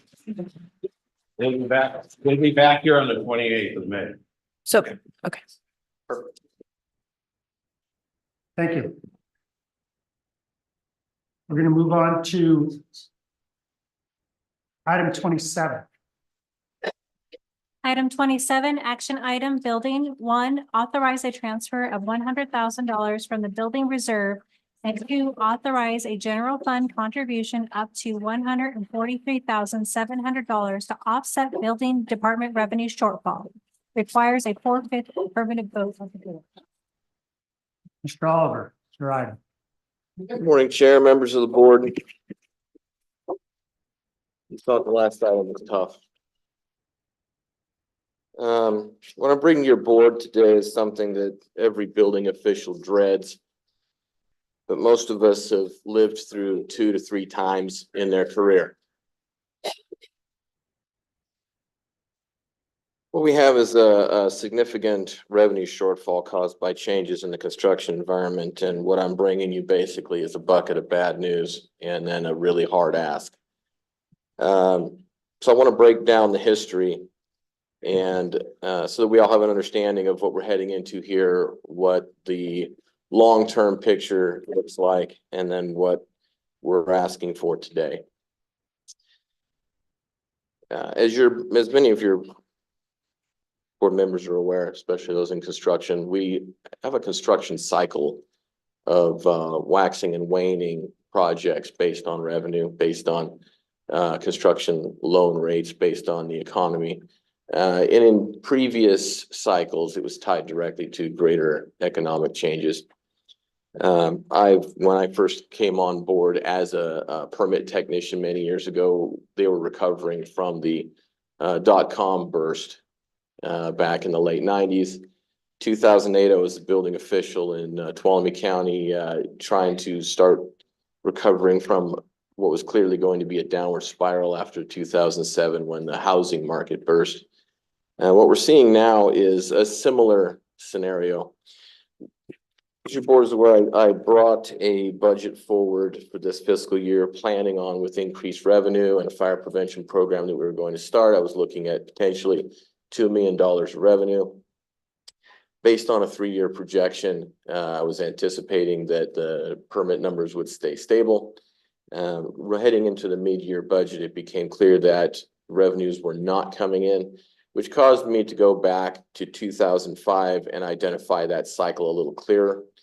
And what we noticed is that between the 2005-2006 fiscal year and 2006-2007, we had a $900,000 drop. It was a very steep drop, followed by another 3 years of steady years of steady, significant reduction. The market started recovering, and heading into 2019, we did see some reductions, but we had some fee adjustments, and then COVID hit. When COVID hit, we had 1 year of stagnant activity, followed by a significant increase. That increase was related to people moving from the cities, moving into this county, renovating homes, and seeking other environments to live in that they felt were safer. And then heading out of 21-22, we saw the downturn. We didn't know where the bottom was, but we planned that potentially we can save this, bring it in at about $1.4 million, because we didn't think it was the bottom yet. Now we're very certain that this is the big drop, and revenue just has not come in. And bottom projections at the end of this cycle, the drop is about 1.2 million. So what that tells me is that heading into the next 3 years, we're going to continue to see a small decline. Over the next 3, we're going to see a little bit of permit activity drop, because I think this is the shelf. Of course, this is my best guess based on past experience. You'll see it on the revenue totals I provided to your board. We have the curve projected, and you'll see the dip and that little false increase from COVID and from the 2021 fiscal year. Could have indicated that was the bottom. It wasn't. And we're where we're at now. So revenue hasn't come in even at the mid-year readjustment levels. The mid-year readjustment, we projected a reduction of $790,000, which means we drew from our building revenue fund, that is what is there for. I've discussed with your board a couple of times that we build the building reserve fund throughout the course of this cycle so that when there is an economic drop, we can afford to maintain staffing as long as we can and make adjustments in staffing over time. Well, we have used that fund. It is gone. So what we're asking from your board today is to authorize the remainder of the building reserve, that last 100,000 be transferred, and also a contribution of $143,000 of general fund money so that we can end this fiscal year with the staffing we have. Moving forward, I've already informed staff that we will be bringing a significant change at your preliminary budget for recommendation that is we've already told staff that we don't have the workload, we don't have the revenue, and there's certain staff members that we will not be able to maintain anymore in this department. And we are currently working on finding ways to maintain service with staffing reductions and plan forward for the next 3 years as further revenue declines happen and we are forced to make other decisions. And so I plan on bringing to your board a clearer picture June 11th for the preliminary hearing for our budget, and seeking further guidance on well, not just staffing options, but service options for how we are going to get through this significant downturn in the construction market. Is there any questions?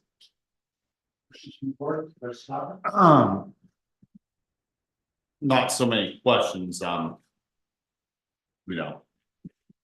We've talked about this a little bit already. I really don't see much of a choice around the recommendation moving forward for the time being, other than I do have, if the board will let me, I do have a little bit of a amended motion to that. But I've talked to Stanislaus County and Amador County, and there has been a downturn, but not as significant here. There's multiple factors that go into this. Part of it is the infrastructure within Calaveras County. Part of it is the transition. It's taken years for us to restructure the building department, and you get it to the point where you have trained people within it. And from the past experience from people, a lot of them are like, it's not so business friendly in the past when it came to contractors. A lot of them are doing work outside the county, even though they would prefer to work here and they live here. A lot of them are it's just easier to do business in Stanislaus and Amador counties for a lot of them. And that's what they tell me directly. I think moving forward, we need to definitely have that discussion, because we're bringing stuff back here soon about like permit fees and everything else. But about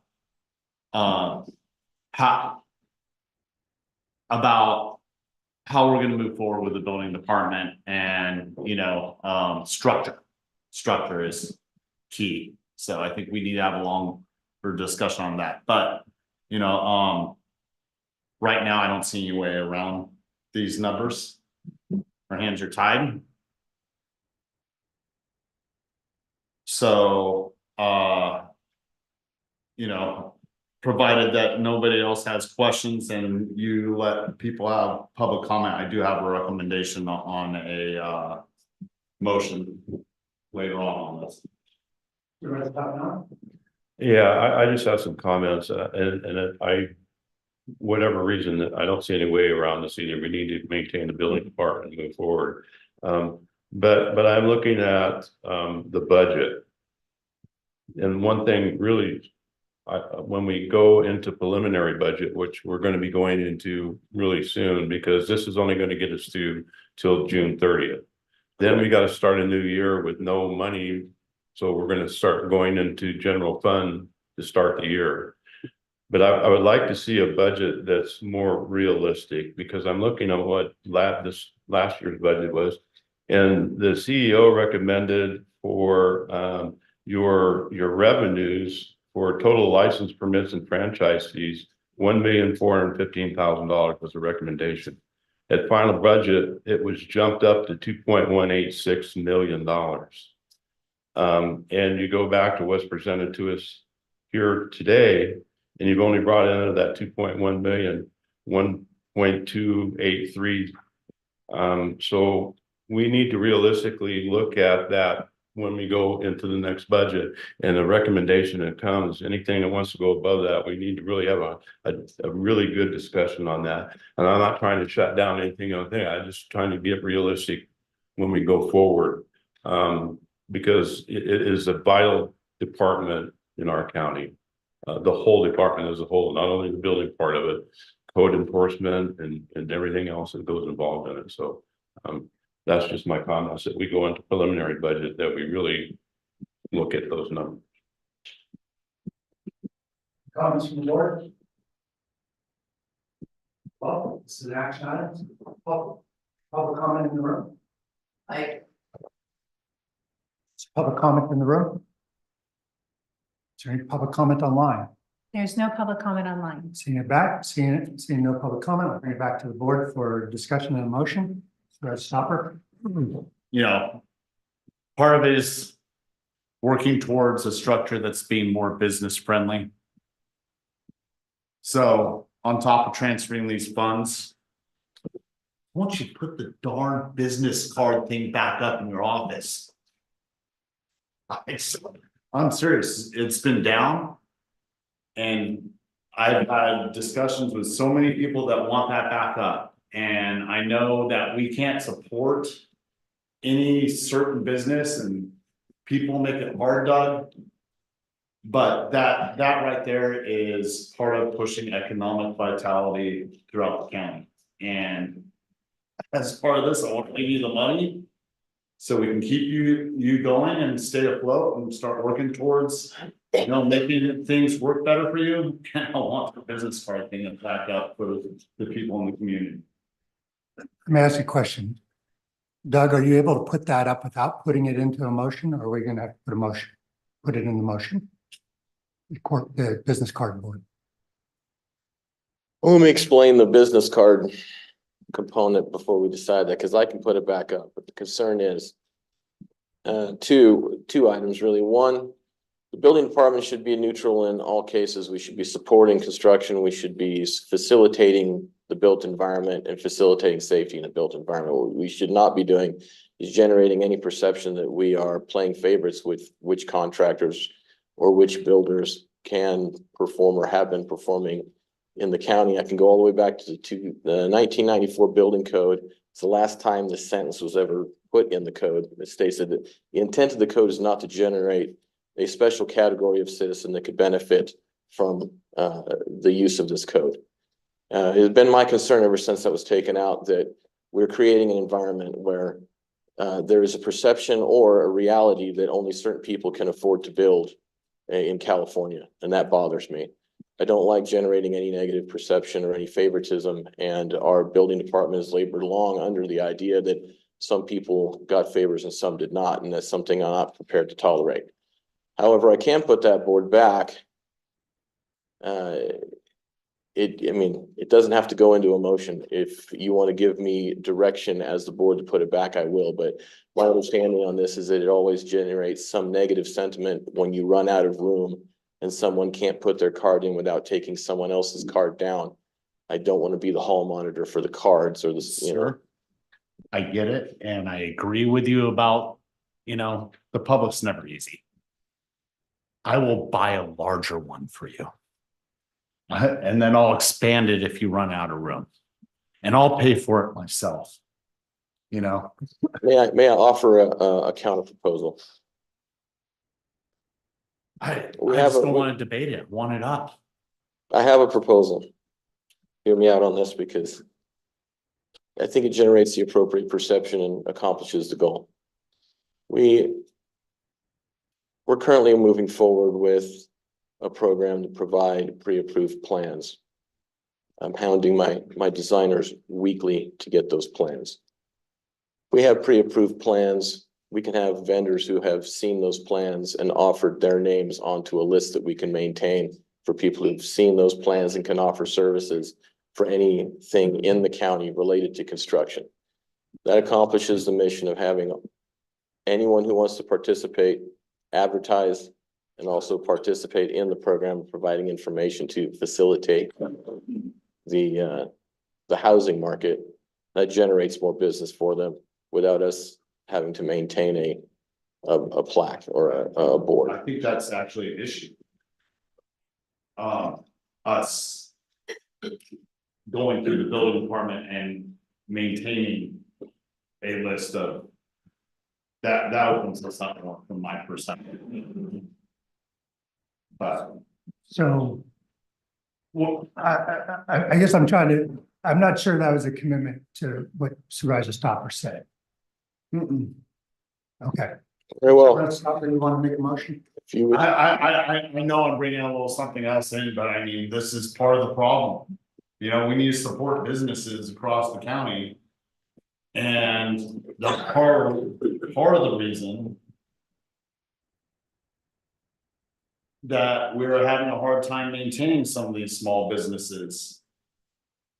And it's not your intention, Doug, but we need to take extra steps, even if it's kind of a pain in our butt to do it. And it's easy. we can place the board back, but I want to address something else. The customer service in our department is better than it has ever been. And we are trying to make more advancements and streamline further. And it's always been at a cost. It's always been at staff time. We've always done it willingly because whatever is easier for the community is easier for us to process. So the morale at the front counter is great. The staffing was at this time well balanced. Okay, and we've had a lot of positive comments. So I don't want anyone to think out there that our customer service or our business friendliness is suffering in that regard. But if you want this board on the wall, I'll put it there. That's not the debate. You will have your board. That's not the debate. And I will say right now, one of the newer gentlemen at the counter, some people that I've talked to that have done some plans through recently were like, you know what? He does it all and answers me and moves forward on getting the plans, going to where they need to go. So I've had compliments to those ends. And so that was not my intent, Doug. Thank you My for that. intent is us taking the extra steps outside the customer service and providing economic. Thank you for the clarity. Thank you. So I will drop that end of it if you will put it back up and I'll move it as stated. Very well. Motion, and we have a promise. So we have a second motion by Supervisor Stopper, second by Supervisor Fallendorf. All in favor? Aye. Opposed? Carries 5-0. Thank you. Thank you. Gotcha. Thank you. Thank you. All right. Health and Human Services Agency, you're up. We're going to start with item number 29. You need time to set up? Need time to set up? Yeah. All right, got 3 minutes. We gotta figure out the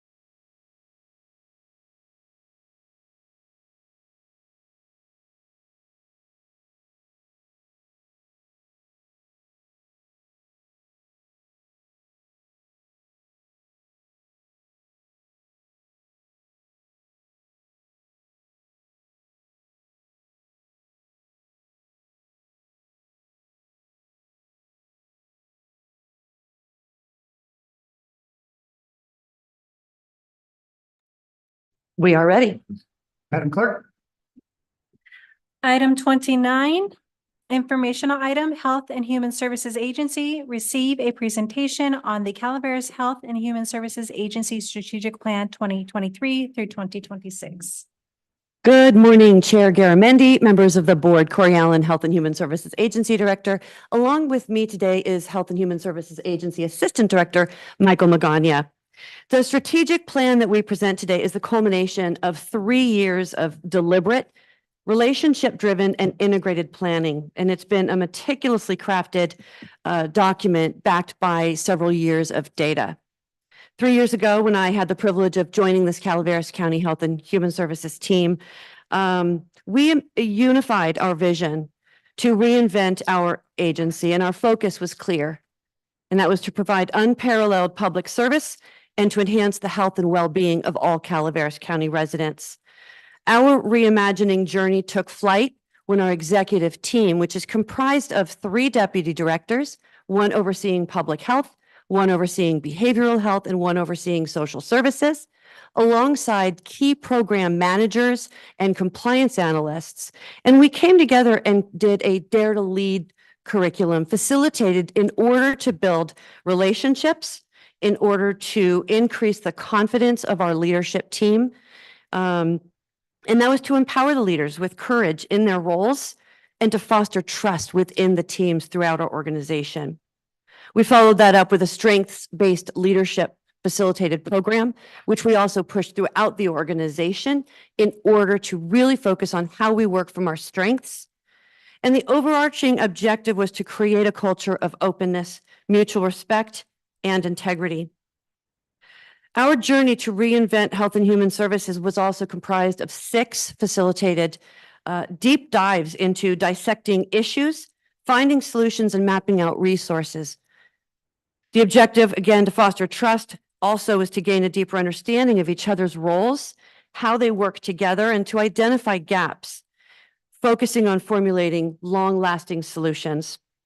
This paved the way for what you have in front of you today, the creation of our brand, mission, vision, value statements, and actionable objectives that we're going to present. Our vision is empowered individuals, strong partnerships, and thriving communities. And so with that, I'm going to pass this over to Michael Magana. Good morning, honorable members of the board. Michael Magana, Assistant Director of Health and Human Services. And I'm going to speed this up because I know you guys have a county frog jump to, or government center frog jump to get to. And I'll talk about really what those elements are within our strategic plan, what built that strategic plan, and why it's important for us. Our first step was to, and Corey alluded to that, it's been about 3 years with the strategic planning process that we went through. I pulled together members across 3 divisions to participate in a rebranding or reimagining of our agency, which developed our vision and our mission. And it really got the buy-in from staff because they voted on all of these. They got to see several renditions of a vision, mission, and organizational values. And they voted on what they thought was most important and got them to work and motivated them to do the work that they do each and every day. There are 5 core values. I won't read each definition of those, but we kind of think about them in the acronym of EPIC WIN, which is equity, purpose, innovation, connection, and well-being. And again, values are what brings our employees to the workplace and also the work that we provide each and every day to members of the community and each other. This is the image that depicts what we often see on the outside. If you think of an iceberg, when we're out in the community doing outreach, when we are, out and have our county logo shirts or agency shirts, that's what people see. But the most important thing here is what people feel. Underneath is what really matters because they are our vision and mission and core values in action. And that's what people feel when they walk through our doors or when we're in the field engaging with community members. As part of the strategic planning process, we have 5 guiding principles that help to build and create that strategic plan, including having a holistic approach, looking at integration as the key center of that, looking for improved health outcomes, considering equity and inclusion, using resources wisely, as we talked about earlier. You know, there's a certain level of uncertainty happening with the economy, with the governors may revise, and there's all kinds of factors that we have to think and approach things wisely and considering the use of those resources. And most importantly, we do that through collaboration and partnerships with our community. And that we needed to keep in mind when we developed our strategic plan. The plan introduces 7 goals. Again, these are all surrounding key areas that we know work. They focus on those collaboration and coordination efforts. It's important to be on the same page, and communication is key to that. And every one of our actions needs to be community focused. It aligns with the county strategic plan, the focus area on safe and healthy communities. It's focused specifically on improving the health and well-being of our communities and other sort of areas looked at within the county strategic plan. And it was really the instrumental piece that guided this direction to build our own. But most importantly, I think, you know, kind of it was alluded to that earlier, but plans are only good as the paper they're written on. I think what's most important is how we're implementing the strategic plan within our agency. And so part of that, you know, you will hear in a few moments from our deputy directors how they're putting the strategic plan into action. For us, it was the creation of the strategic plan. That was our first step. Developing a comprehensive plan to integrate social services, public health, behavioral health, because, you know, we can do much more together than siloed divisions and departments. And because of certain circumstances, we need to rethink how we integrate those services, how we can work better across the agency. And we have so much talent with our agency that complex issues require complex solutions, and that is only done through a multidisciplinary team approach in addressing that within our agency. Another strategic goal is to address the social determinants of health. The Surgeon General in 2023 came out with a report on social isolation, which talks about the lack of relationships with others and little to no social support or contact.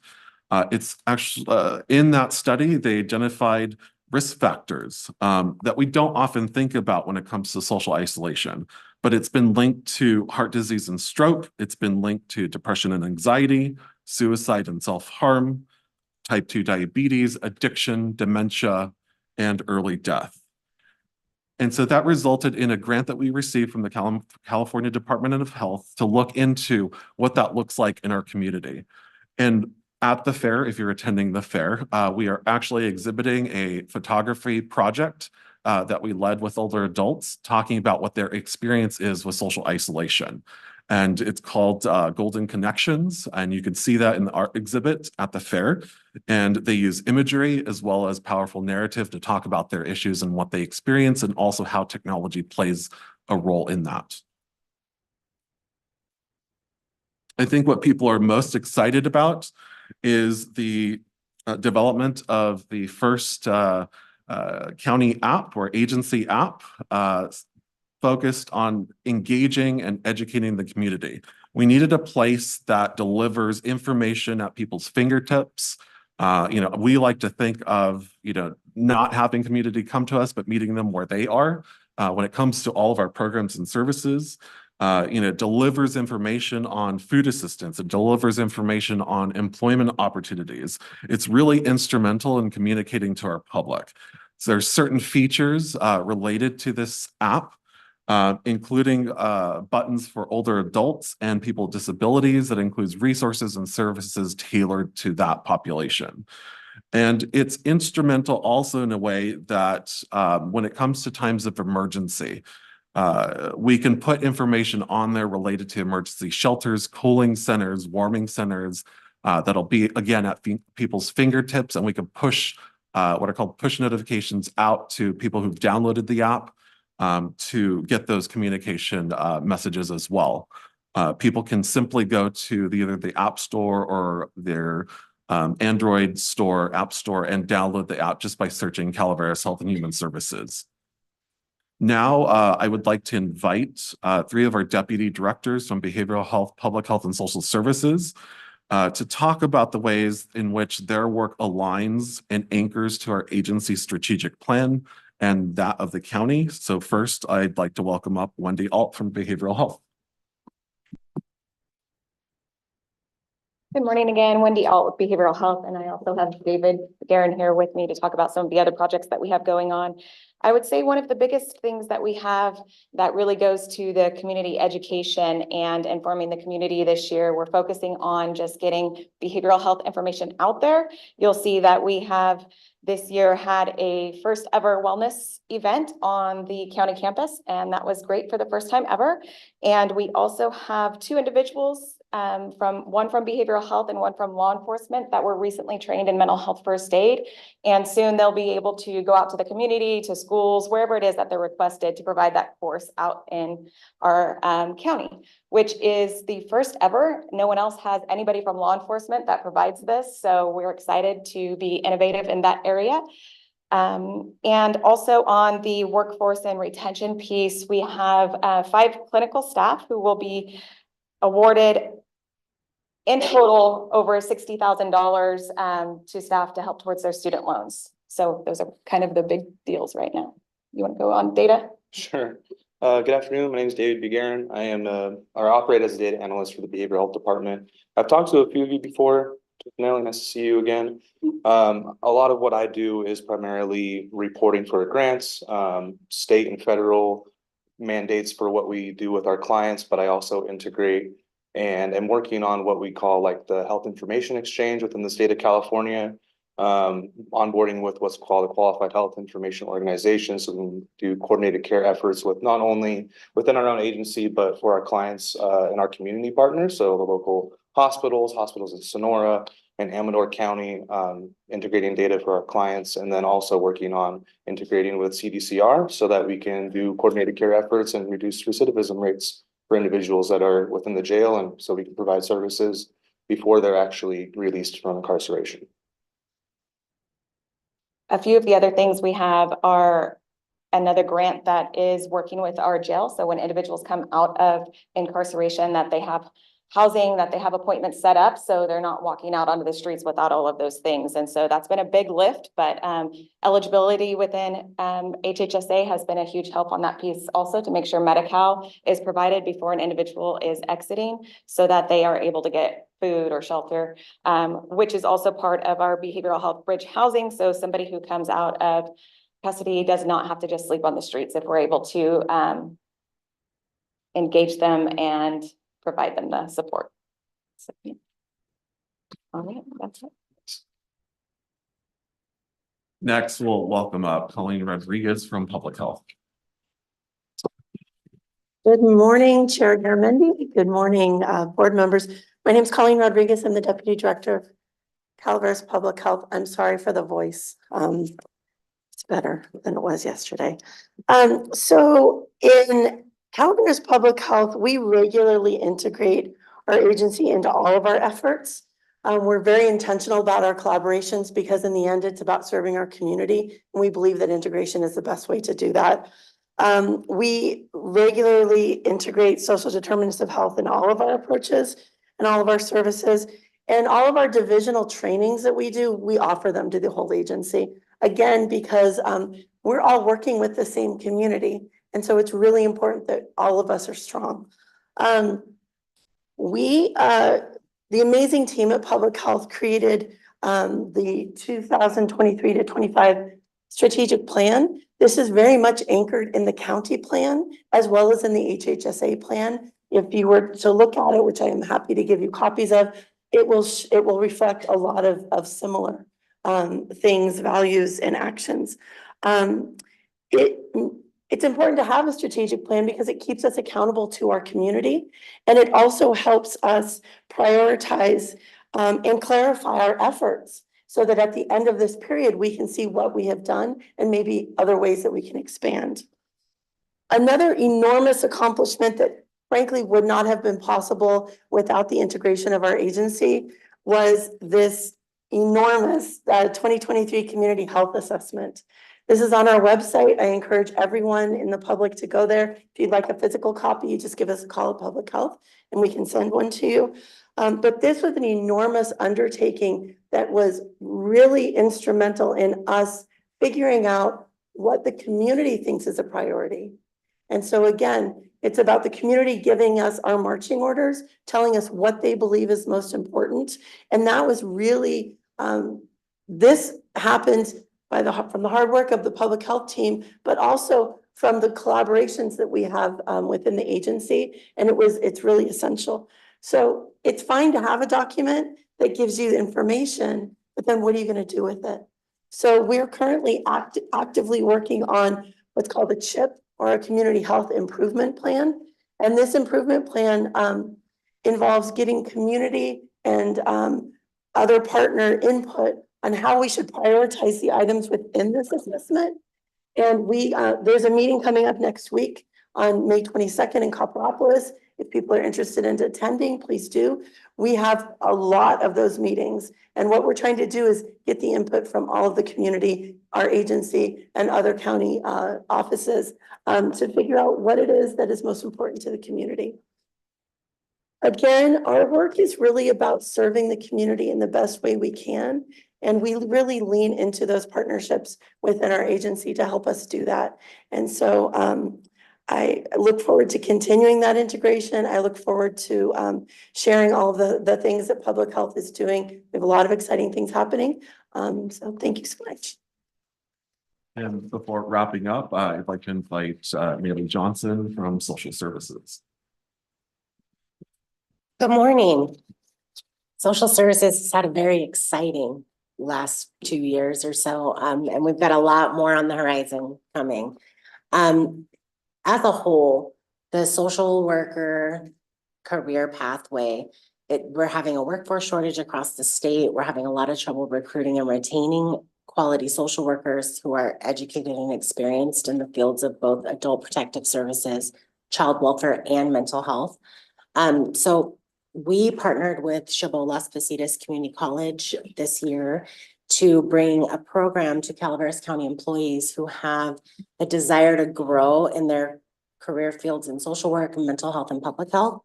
The program includes tuition and books at no cost, remote learning opportunities, education and career coaching.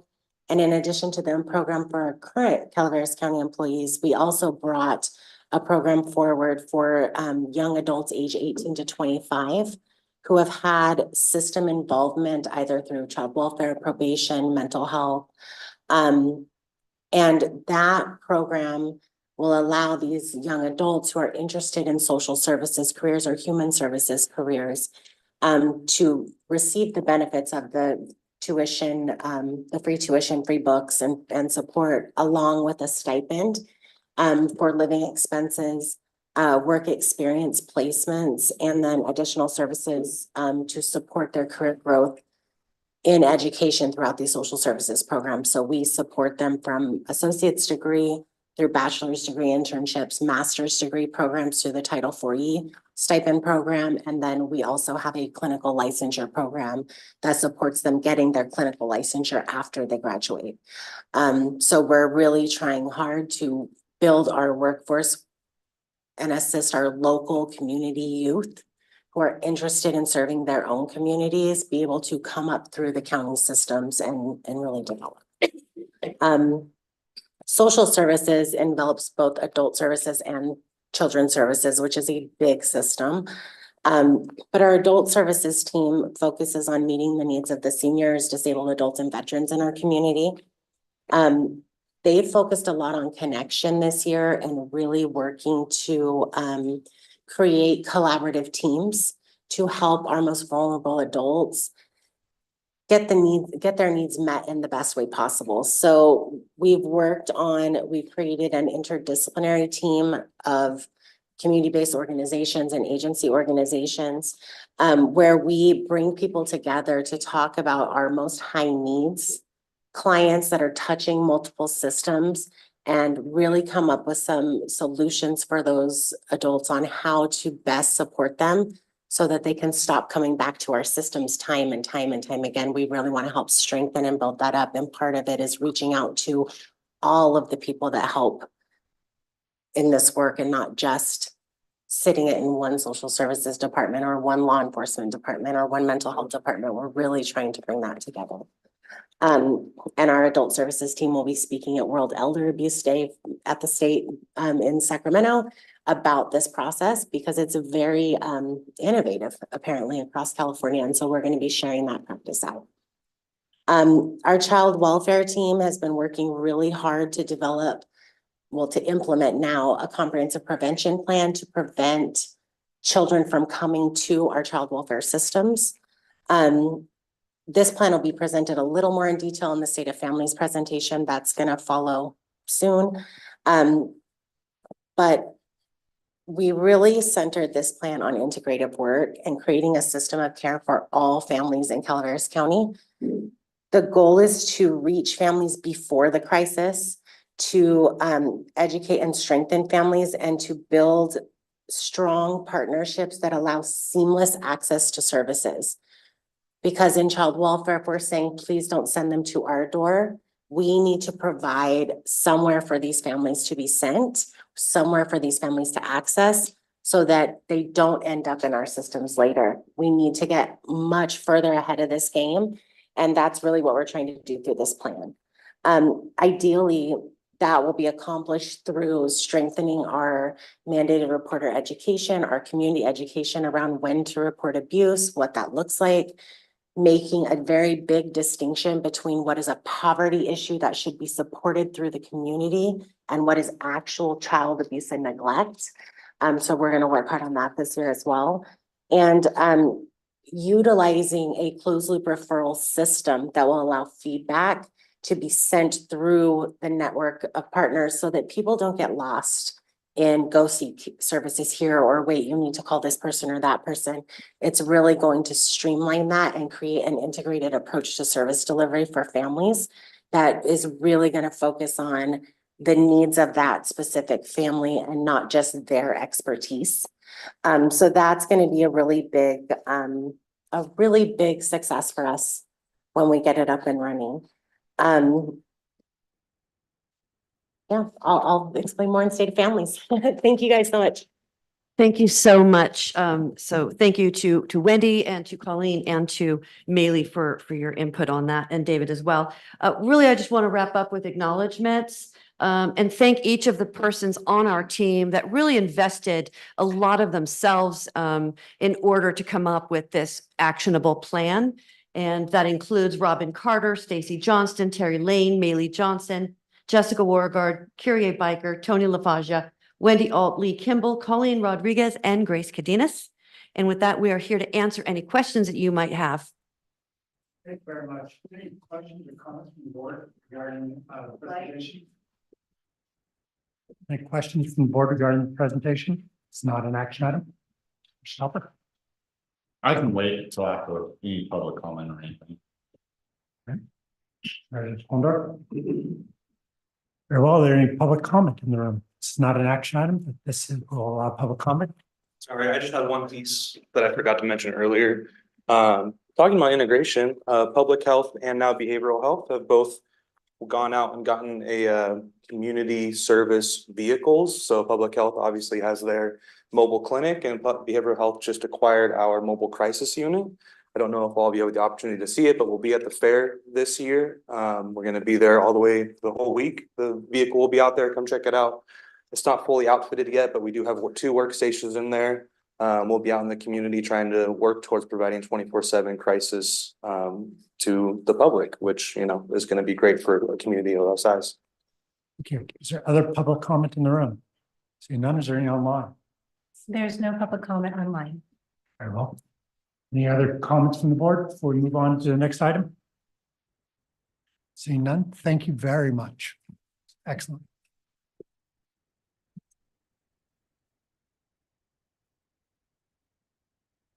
We will move on to item 28.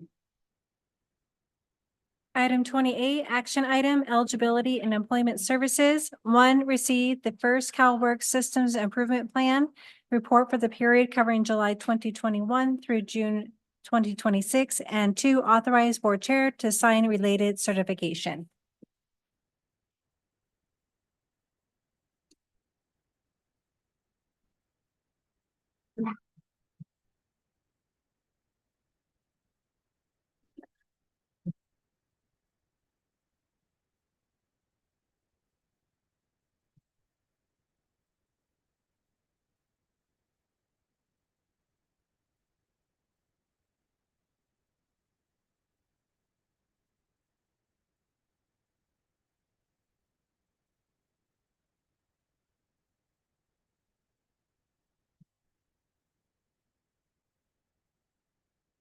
It's on. Okay. Good afternoon. I'm Margot Ilanumi. I'm the interim program manager with Eligibility and Employment Services. I was previously covering the staff analyst position. And under that role, the state rolled out the CalOR, which is the CalWorks Outcomes Accountability Review. It's a process more in depth on monitoring individuals moving through the employment services program and becoming self-sufficient.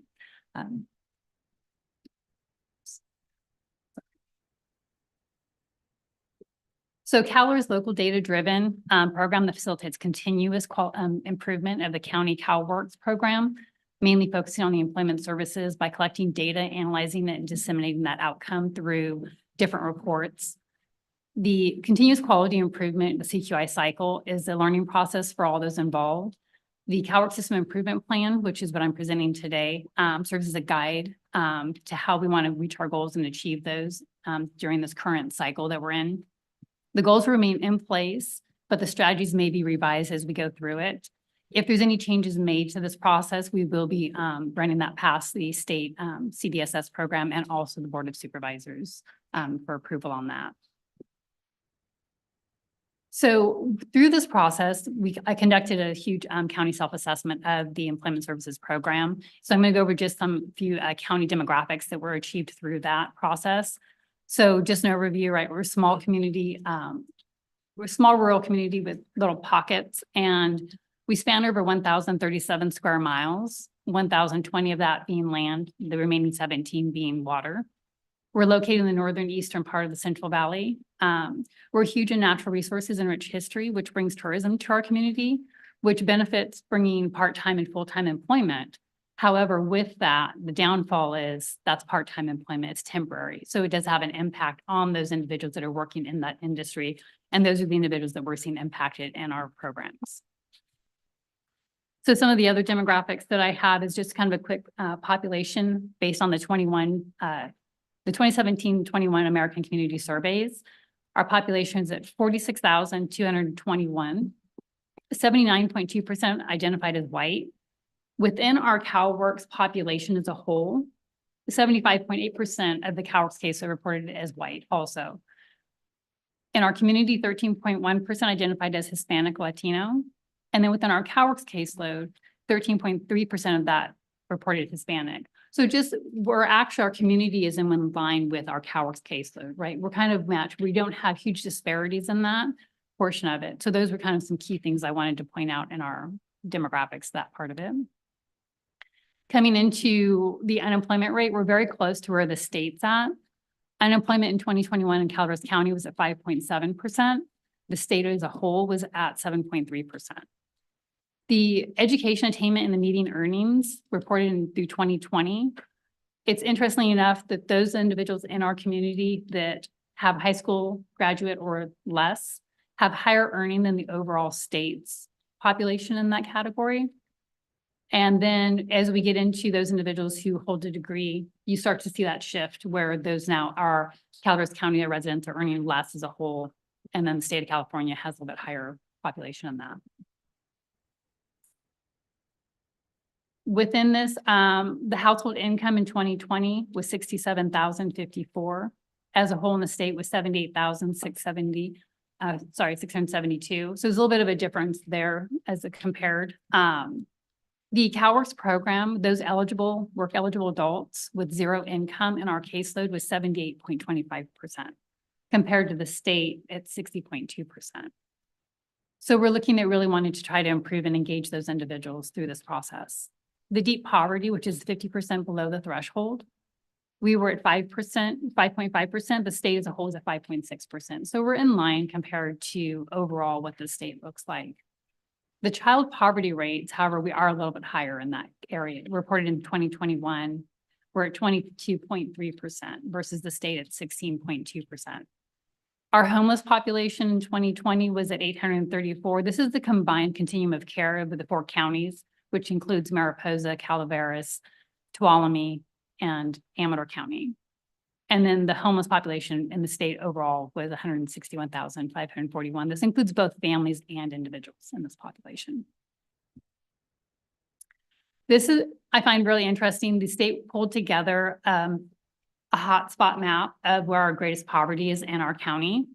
So what we did is we then overlaid where our offices are located within the county to see, are we reaching out and serving the population in greatest need? Our greatest area of poverty, that deep red you can see, is our main office is located right there here in San Andreas.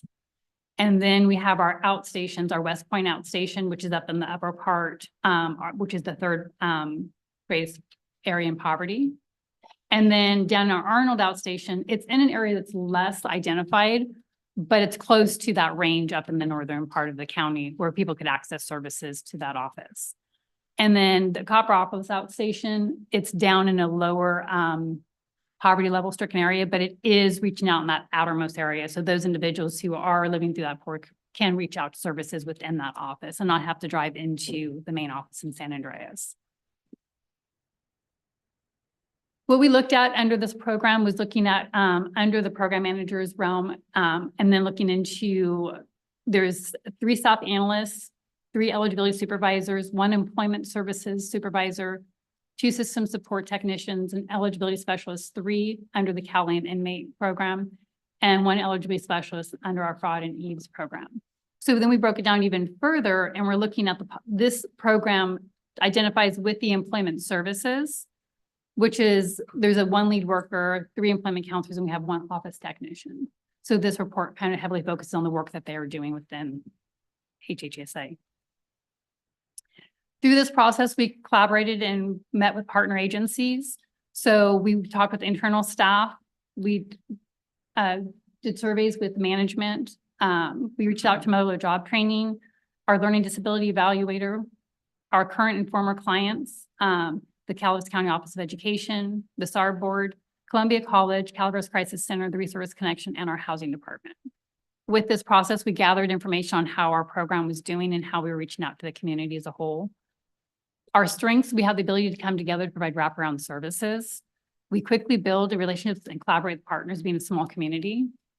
Staff's availability and follow through with agency partners and families. This came heavily, especially from the clients that we serve. The support staff provide to each other is huge to serve the community. We really come together and provide wraparound services to them. Some areas the community needs and areas for improvement came out was limited or lack of resources under our healthcare, our transportation, childcare, employment opportunities, affordable housing, and our internet and cell service areas. Areas for improvement also, agency partner cross-training was identified so that we could better refer and serve people.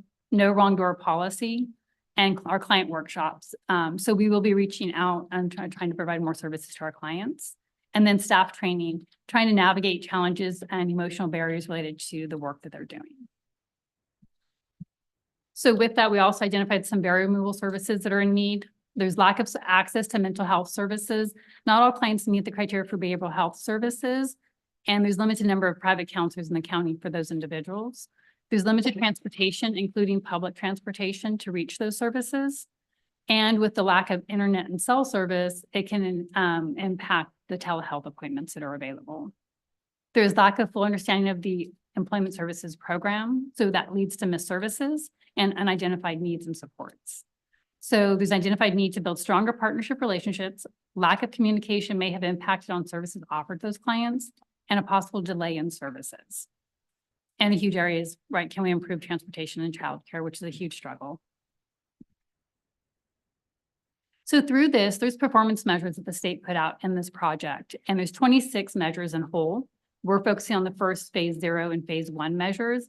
And then what the state directed is for counties through the self-assessment that we did was to identify what measures we wanted to focus and work on. So we met with the group, presented numbers to them, and the employment services group decided the engagement rate would be the strategic area to focus on. With the engagement rate, we did a period renewal through April 2021 through September of 2021. They wanted a base model for gauging us in our improvement. That 6-month average was 57.4%. So the measure was selected because we feel that if we engage individuals, it leads towards success, their goal achievement, the confidence and self-worth when someone is attaining goals and reaching self-sufficiency is huge. And it will also reduce our sanction rates in our program. So through this, we used the SMART goals and we came up with some equity goals also. So with their engagement rate, I pulled numbers from March 2022 to July of 2022. And that 5-month average, we'd already increased to 64.2%. And just more recently, we've actually come up with a 6-month average from January through June of 2023. Our 6-month average is 73% compared to the state's overall of 26.7%. So we're much higher than the state, but we still want to continue to increase that engagement rate, which is what this whole system improvement plan is focused on. Our goal is to increase by 20%, which ideally, if you look at the numbers, we've already reached that goal before we've even started implementing the next 2 years process of inserting some of these new services that we're going to be doing. So with this, the changes that we've already implemented, we're assigning a lead worker targeted case reviews, and she's assigning the appointments, the initial appointment she's scheduling for the staff to meet guidelines. We have induction training established now for this group, and some partner meetings have already started being scheduled quarterly. Our SMART goals, we're going to implement ongoing client focus groups. We're going to incorporate clients focus groups in the West Point area to try to reach that rural poor population to make sure we're providing equitable services across the board. We're going to develop partner agency cross training, and we're going to create specialized training to engage clients with part-time and full-time employment and self-employment. And that concludes my presentation. Do you have any questions for me? There, in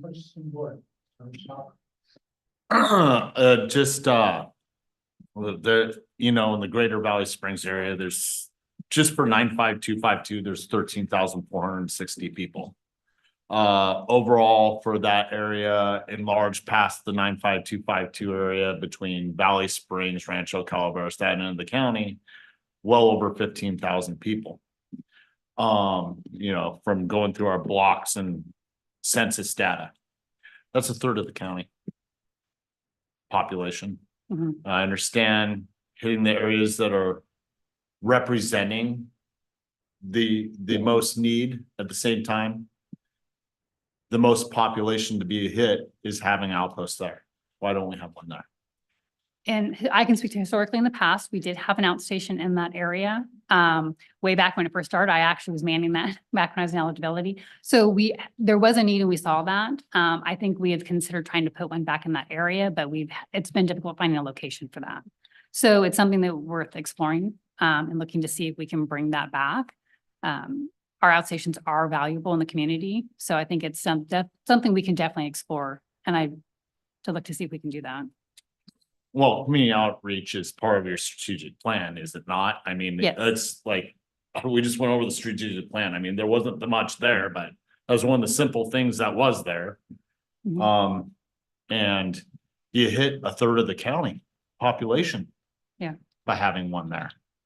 We can definitely. And there's available space. Okay. Whether it's affordable.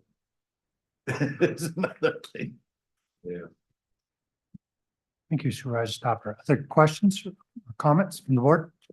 Supervisor Hubbard? Thank you. I'd like to ask, the Visit California numbers just came out and we brought in 2023, 269 million visitors brought in 269 million into the county, which is 10% over 2022. My concern is that the employment level for hospitality workers went down 8%. So I'd love to chat with you at some point too, and your ideas on how we can turn that around, because hospitality is obviously huge within our county. Absolutely. Thank you. Thank you. Is it an action item or is there a public comment on this item in the room? Is there any public comment online? There is no online public comment. I need a motion to authorize the board chair to sign related certifications. Move. It's moved by Supervisor Follendorf. Is there a second? Second by Supervisor Hubbard. Sorry. All in favor? Aye. Carries 5-0. Thank you very much. Thank you. And moving on to item 30. Bailey.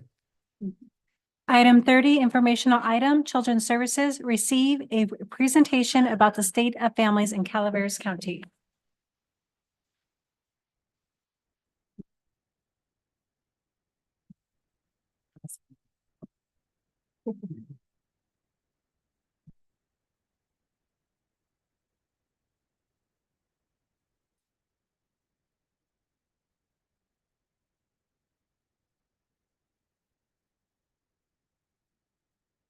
From here, I'm gonna give some comments from you staff who would say, you would come up and give public comments. How do I, you just arrow it? Could I ask what the green ribbon's for? It's on, okay. Absolutely. Thank you. She said my mic's on, so I won't get in trouble. Good morning, almost afternoon. Again, Maylee Johnson, Deputy Director, Social Services, presenting on behalf of the Prevent Child Abuse Calaveras subcommittee of the Family Wellness Coalition. Our goal for the Family Wellness Coalition is prevention of child abuse in Calaveras County. Our vision is that every child should grow up safe, protected, and loved. And our mission statement is to improve the well-being of families in Calaveras County through safe and healthy relationships with home schools and communities. These are the reasons for child abuse prevention in Calaveras County. As you can see, historically, Calaveras County has higher allegation rates than the state of California and the national average. Allegation rates are when child welfare receives reports of abuse from community members, families, mandated reporters. Of the allegations that we received in 2022, we received 928. Only 10% of those were actually substantiated as child abuse or neglect. The remainder were found not to be. So that's part of our problem. The cost to Calaveras County for these substantiated child abuse reports is $39,800,000. 17% of our county budget. It would send 4,040 children to preschool. It would pay for 271 youth to receive a 4-year college education. And we could purchase 101 medium-priced homes in Calaveras County. This is the cost breakdown. The majority of it is the lifetime productivity that we lose in children that are abused or neglected consistently. The impacts of a child last for a lifetime. So abused children are 77% more likely to require special education in our school systems. They're 59% more likely to touch the criminal justice system. And they're 200% more likely to need to access public assistance at some point in their lives. We would like to move in Calaveras County from a reactive system to a proactive system. And I talked a little bit about that earlier. Our goal is to help families before they're in crisis, to create sustainable community pathways so that families can access services easily and quickly without a lot of being bounced back and forth. We did a community survey in 2023, and we had 46% of parents and 26% of seniors respond to our survey.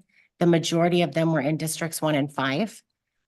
And we focused on the social determinants of health, which is how I'm sorry, I'm skipping these through, but they're all into this other spot in the prevention plan. So we came up with these 4 pillars of need from that community survey. And so the 4 pillars are affordable housing options, substance use treatment, childcare resources, and mental health resources. That is what our communities are asking us to stand up in a sustainable way. So what we don't want to have happen is we introduce some great program or service, and then we have to take it back because we've lost funding or we don't have the people. We really want to create sustainability to combat the poverty, social isolation, and the lack of support that some of our residents are reporting to us. Our target population for the comprehensive prevention plan is addressing substance use disorders, especially with co-occurring domestic violence, supporting families and children with acute behavioral health challenges because we've seen a rise in our young people in their mental health issues, and expanding supports for families where they can access services easily and quickly outside of a system. To do that, we're creating community pathways. So what that means is we're proposing to develop, with support from our community partners, a navigation system where, as I mentioned, the closed loop referral system that will connect all of our organizations to each other, those have to go somewhere. So in creating this navigation model, we will have trained navigators that will receive these requests from the community or from the mandated reporters or whoever that is, that will be able to reach out to families and help walk them through some of our complex systems and really get them to a place where they can be self-sufficient on their own. These are the tangible goals of the Child Welfare Comprehensive Prevention Plan and what the Family Wellness Coalition through Prevent Child Abuse Calaveras is working on this year. We are working on bringing a closed loop referral system to Calaveras County. We are working on a community response guide, and what that does is it helps mandated reporters understand when to make a child abuse report and when to refer to community supportive services. So that is done through a child welfare serving assessment tool, and it's something that we're working on very closely. That ties into the concept of mandated supporting. It changes the way we train mandated reporters when they're looking at child abuse, and really helps, as I stated earlier, make that distinction between like what is a poverty issue that needs concrete basic services and what is actually child abuse or neglect. And that mandated supporting training and programming will assist with that in our mandated reporting communities, and the community's response guide together will help to make those good decisions. So hopefully less people will be coming through the child welfare doors. The different programs we're trying to stand up with our community partners are intensive home-based services to help provide mental health support to families that are experiencing really high levels of crisis that will not be served by our county behavioral health. So for whatever they're not eligible for that service or they don't qualify, we have a separate outlet for that. We also want to relaunch our differential response program. What that is when we receive a child abuse report that we cannot respond to, we need it to go somewhere so that we don't keep getting calls on the same families. And so that's what differential response does. It takes those reports and goes to help stabilize the families long-term.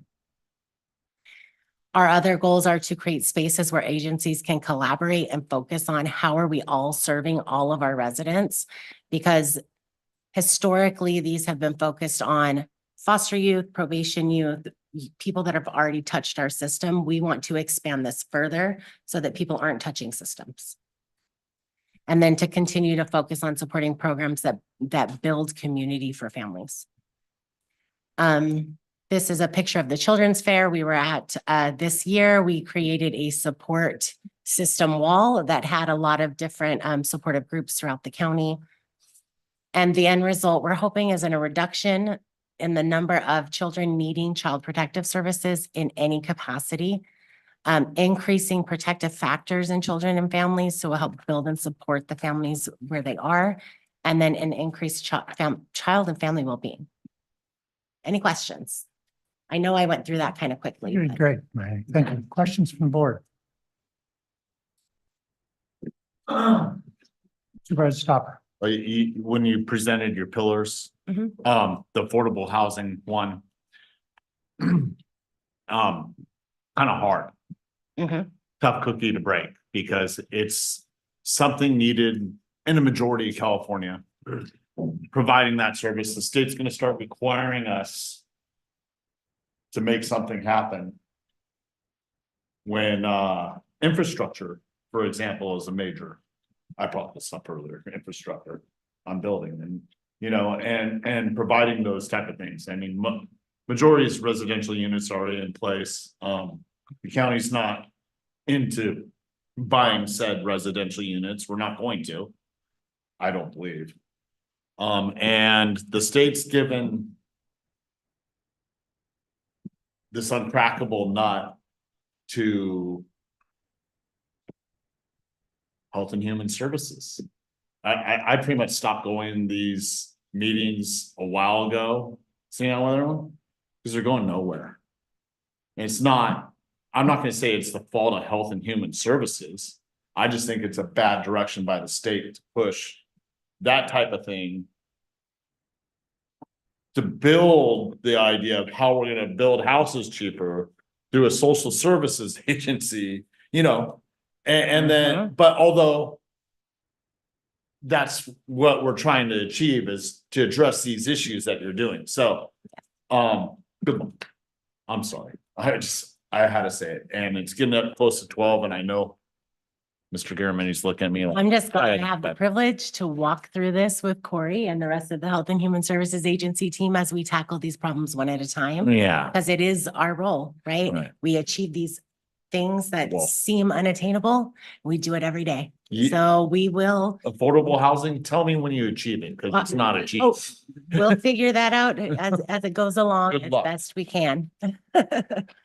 I just want to thank you. I want to thank Corey and all the Health and Human Services team for these wonderful set of presentations today.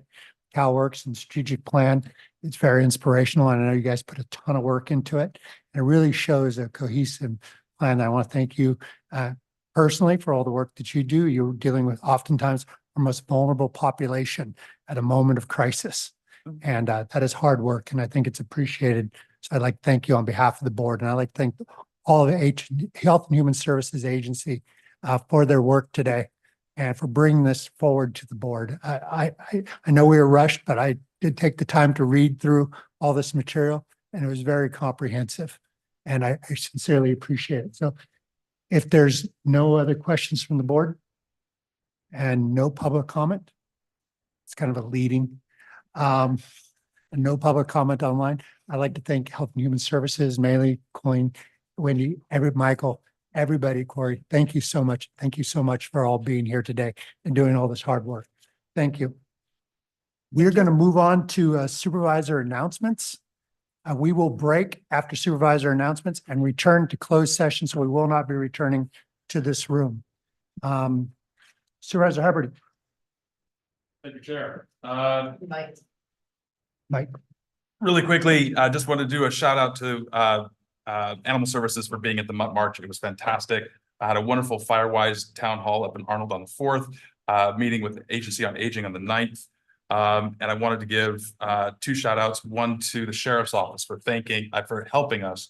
Western Cave Conservancy came to clean up natural bridges, to take all the graffiti away and all the garbage, and the sheriff was there to help, which was awesome. And also Manual, we wanted to talk about this Saturday. We're doing a new presentation with the CCTV and the film people. That's it. Thank you. Supervisor Paul. Was it last week? Yes, last week, there was a panelist presentation to all of the producers that had signed up with the UC Extension in collaboration with all of the counties in that JPA over in Tuolumne County, had various presentations on the slaughter processing from up and down the state to give insight on what would possibly be the best option that the producers would like to see in the region. On top of that, as of today, applied for, the region applied for a grant, thanks to Tuolumne County Economic, Development Director, Robbie and Supervisor Half for leading that. Part of the grant application was having a commitment from a private, industry, and Rawhide stepped up to the plate, and they have done a letter of commitment with the grant application. That grant application is approximately $100,000 for a feasibility business plan to go forward with that for the region. And that was really hard work on the Tuolumne County side. Also, the tribe has also expressed interest, and the tribe has been participating in the last couple meetings on that. The other thing, and I've been talking to the CEO about bringing back a more in-depth detail where we're at in this moment of time.